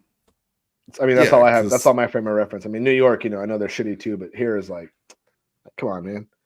Now, I'm armed. I mean, I have a shotgun, I have an AR with all the proper California, accoutrement, and then I have two Glocks and I have an HK-45 USP. So I mean, I have a pretty good little, battery. I mean, so all that being said, like in California, I'm well protected. You don't want to run up on my house, but all my shit has 10-round mags. Everything has 10-round mags. My Glock 19 has 10-round mags as opposed to 15. The HK that I have would have a 12-round mag, but only has a 10-round because of Cali. So, pain in the ass. Yeah, especially for like women. Like people are always talking about like equal rights for women. You know how a woman has equal rights? She owns a pistol, and whenever a guy tries to do something to her, she equally pulls out the gun and fucking hammers down. That's what Absolutely. It is. I agree 100%. Or like it's crazy. Like Israel, we just watched all these like videos, the horrible shit. Well, I'm not gonna get into it too much, but yeah, it's like I from what I understand is like all these people are mandatory in the military for a year or two, and then you get out and you go into the civilian population and you can't own weapons. Like they have them in an armory that you can't get to. So like all these people were surprised, but if only they had their fucking guns available to them, maybe that wouldn't have been so bad. I mean, it's crazy to think like a place like Israel doesn't allow you to have your gun. Yeah, from what I could be wrong, but from what I understand, they're allowed to have their guns. They just limit the amount of ammo they can have. Because the couple that I read about killed 7 people, ran out of ammo. And they just kept coming. So once they ran out of ammo, they just, they basically just got gunned down. But I mean, they were gunfighting for a while. We have a special presentation for you, apparently. Remember what we were talking about earlier? Absolutely. Singing his favorite song. Frankie didn't start the fire.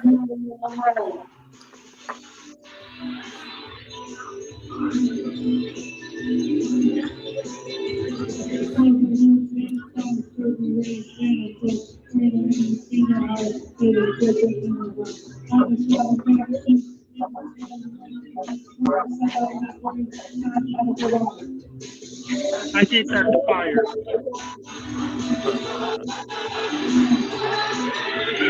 In the crowd? Oh yeah, they love Frankie. He's in Nova Scotia, Canada, Sydney, Nova Scotia, and they like whatever he drinks for free. He does whatever he wants there. He's a rock star. Big time. That's funny. Hey, he was on Tosh.0 one time. Oh really? Yeah. So he is like he had a viral video like him doing a weather forecast, doing a like a tornado siren. And I think I've seen him on Elisa Jordana once or twice, maybe. Maybe I'm wrong. Right. Yeah, he's big time internet shit, man. Like he has 250,000 subscribers on his channel. And wow! Stuff. Oh, he's big. He's like big time then. Yeah. Big time. Yeah, it's crazy, man. That's fucking cool, dude. Yeah, he's the man. We love Frankie. Yeah, like he comes on our show, he goes on In Hot Water, but that's probably my favorite thing in the world is watching him laugh because he doesn't get it, but he also does get it. You know what I mean? Like at the same time. So it's fun to see him just cracking up. We love fucking with him, but we also love making him laugh, more importantly. Hell yeah, Frankie.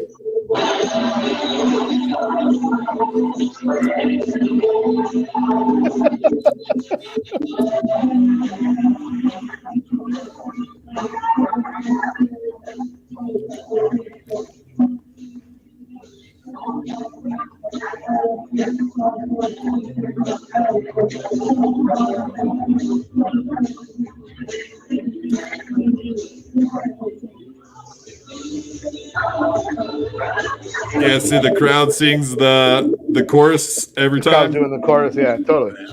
It's fucking awesome. And they do it like with flair, like they're actually projecting it, so you can hear them. Like, oh yeah.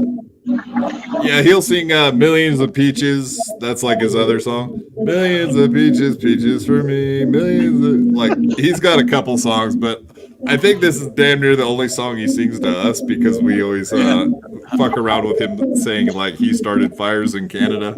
But anyway, it's all a joke. But, like, I think... Yeah, exactly. I think he's trying to, like, set up his alibi coming on here singing that song. You guys know I didn't. Why would I sing that song if I actually started the fire? I did not start the fire. Yeah, right. He proves it every Wednesday at karaoke night. I love it, man. It's great.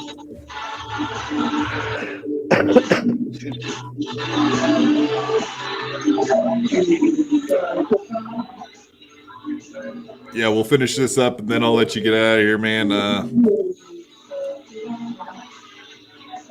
I'm just trying to be polite as he I'm all good, exits. Brother. Yeah, no, this is entertaining as hell. This is cool. Awesome.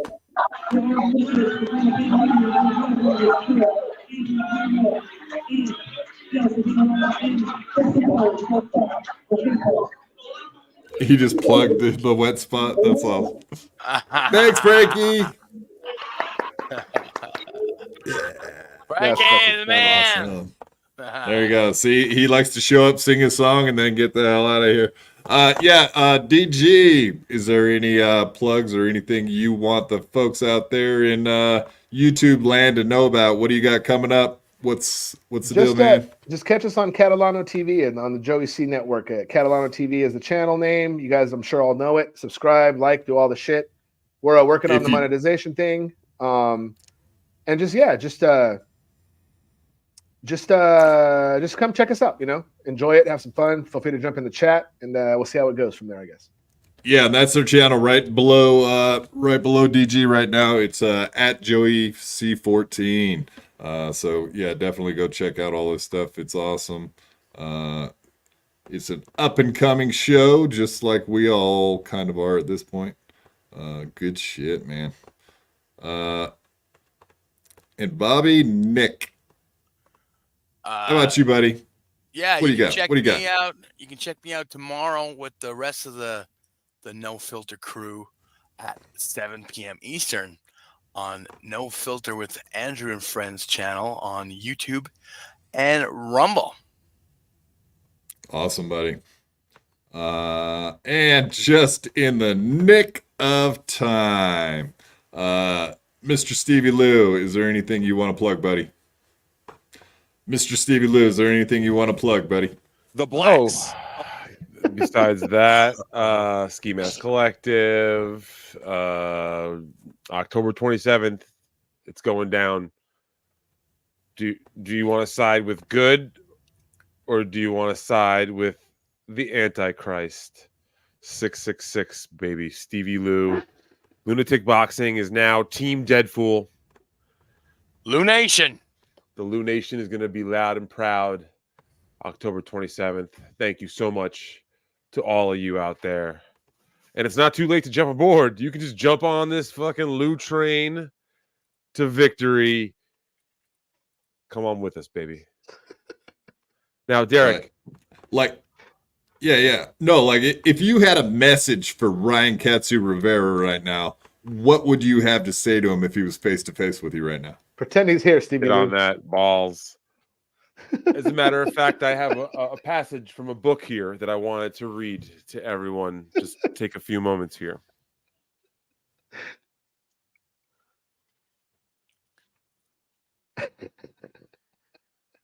Start reading, Stevie. Come on. I'm looking for the passage. I'm looking. He's like, I didn't bookmark the passage. I thought he was gonna stop the show right there.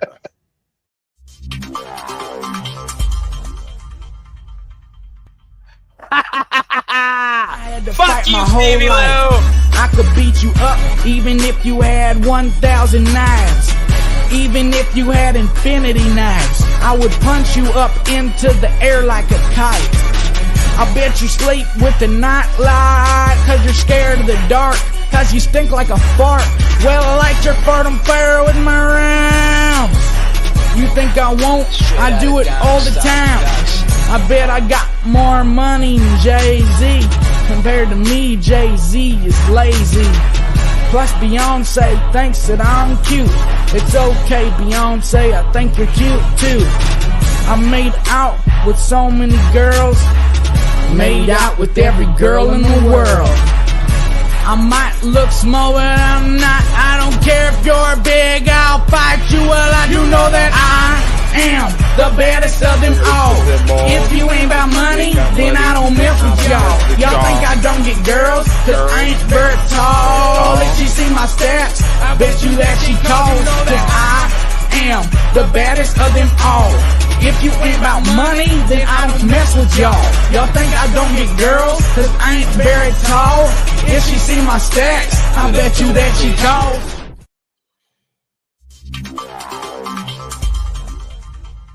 The Blacks.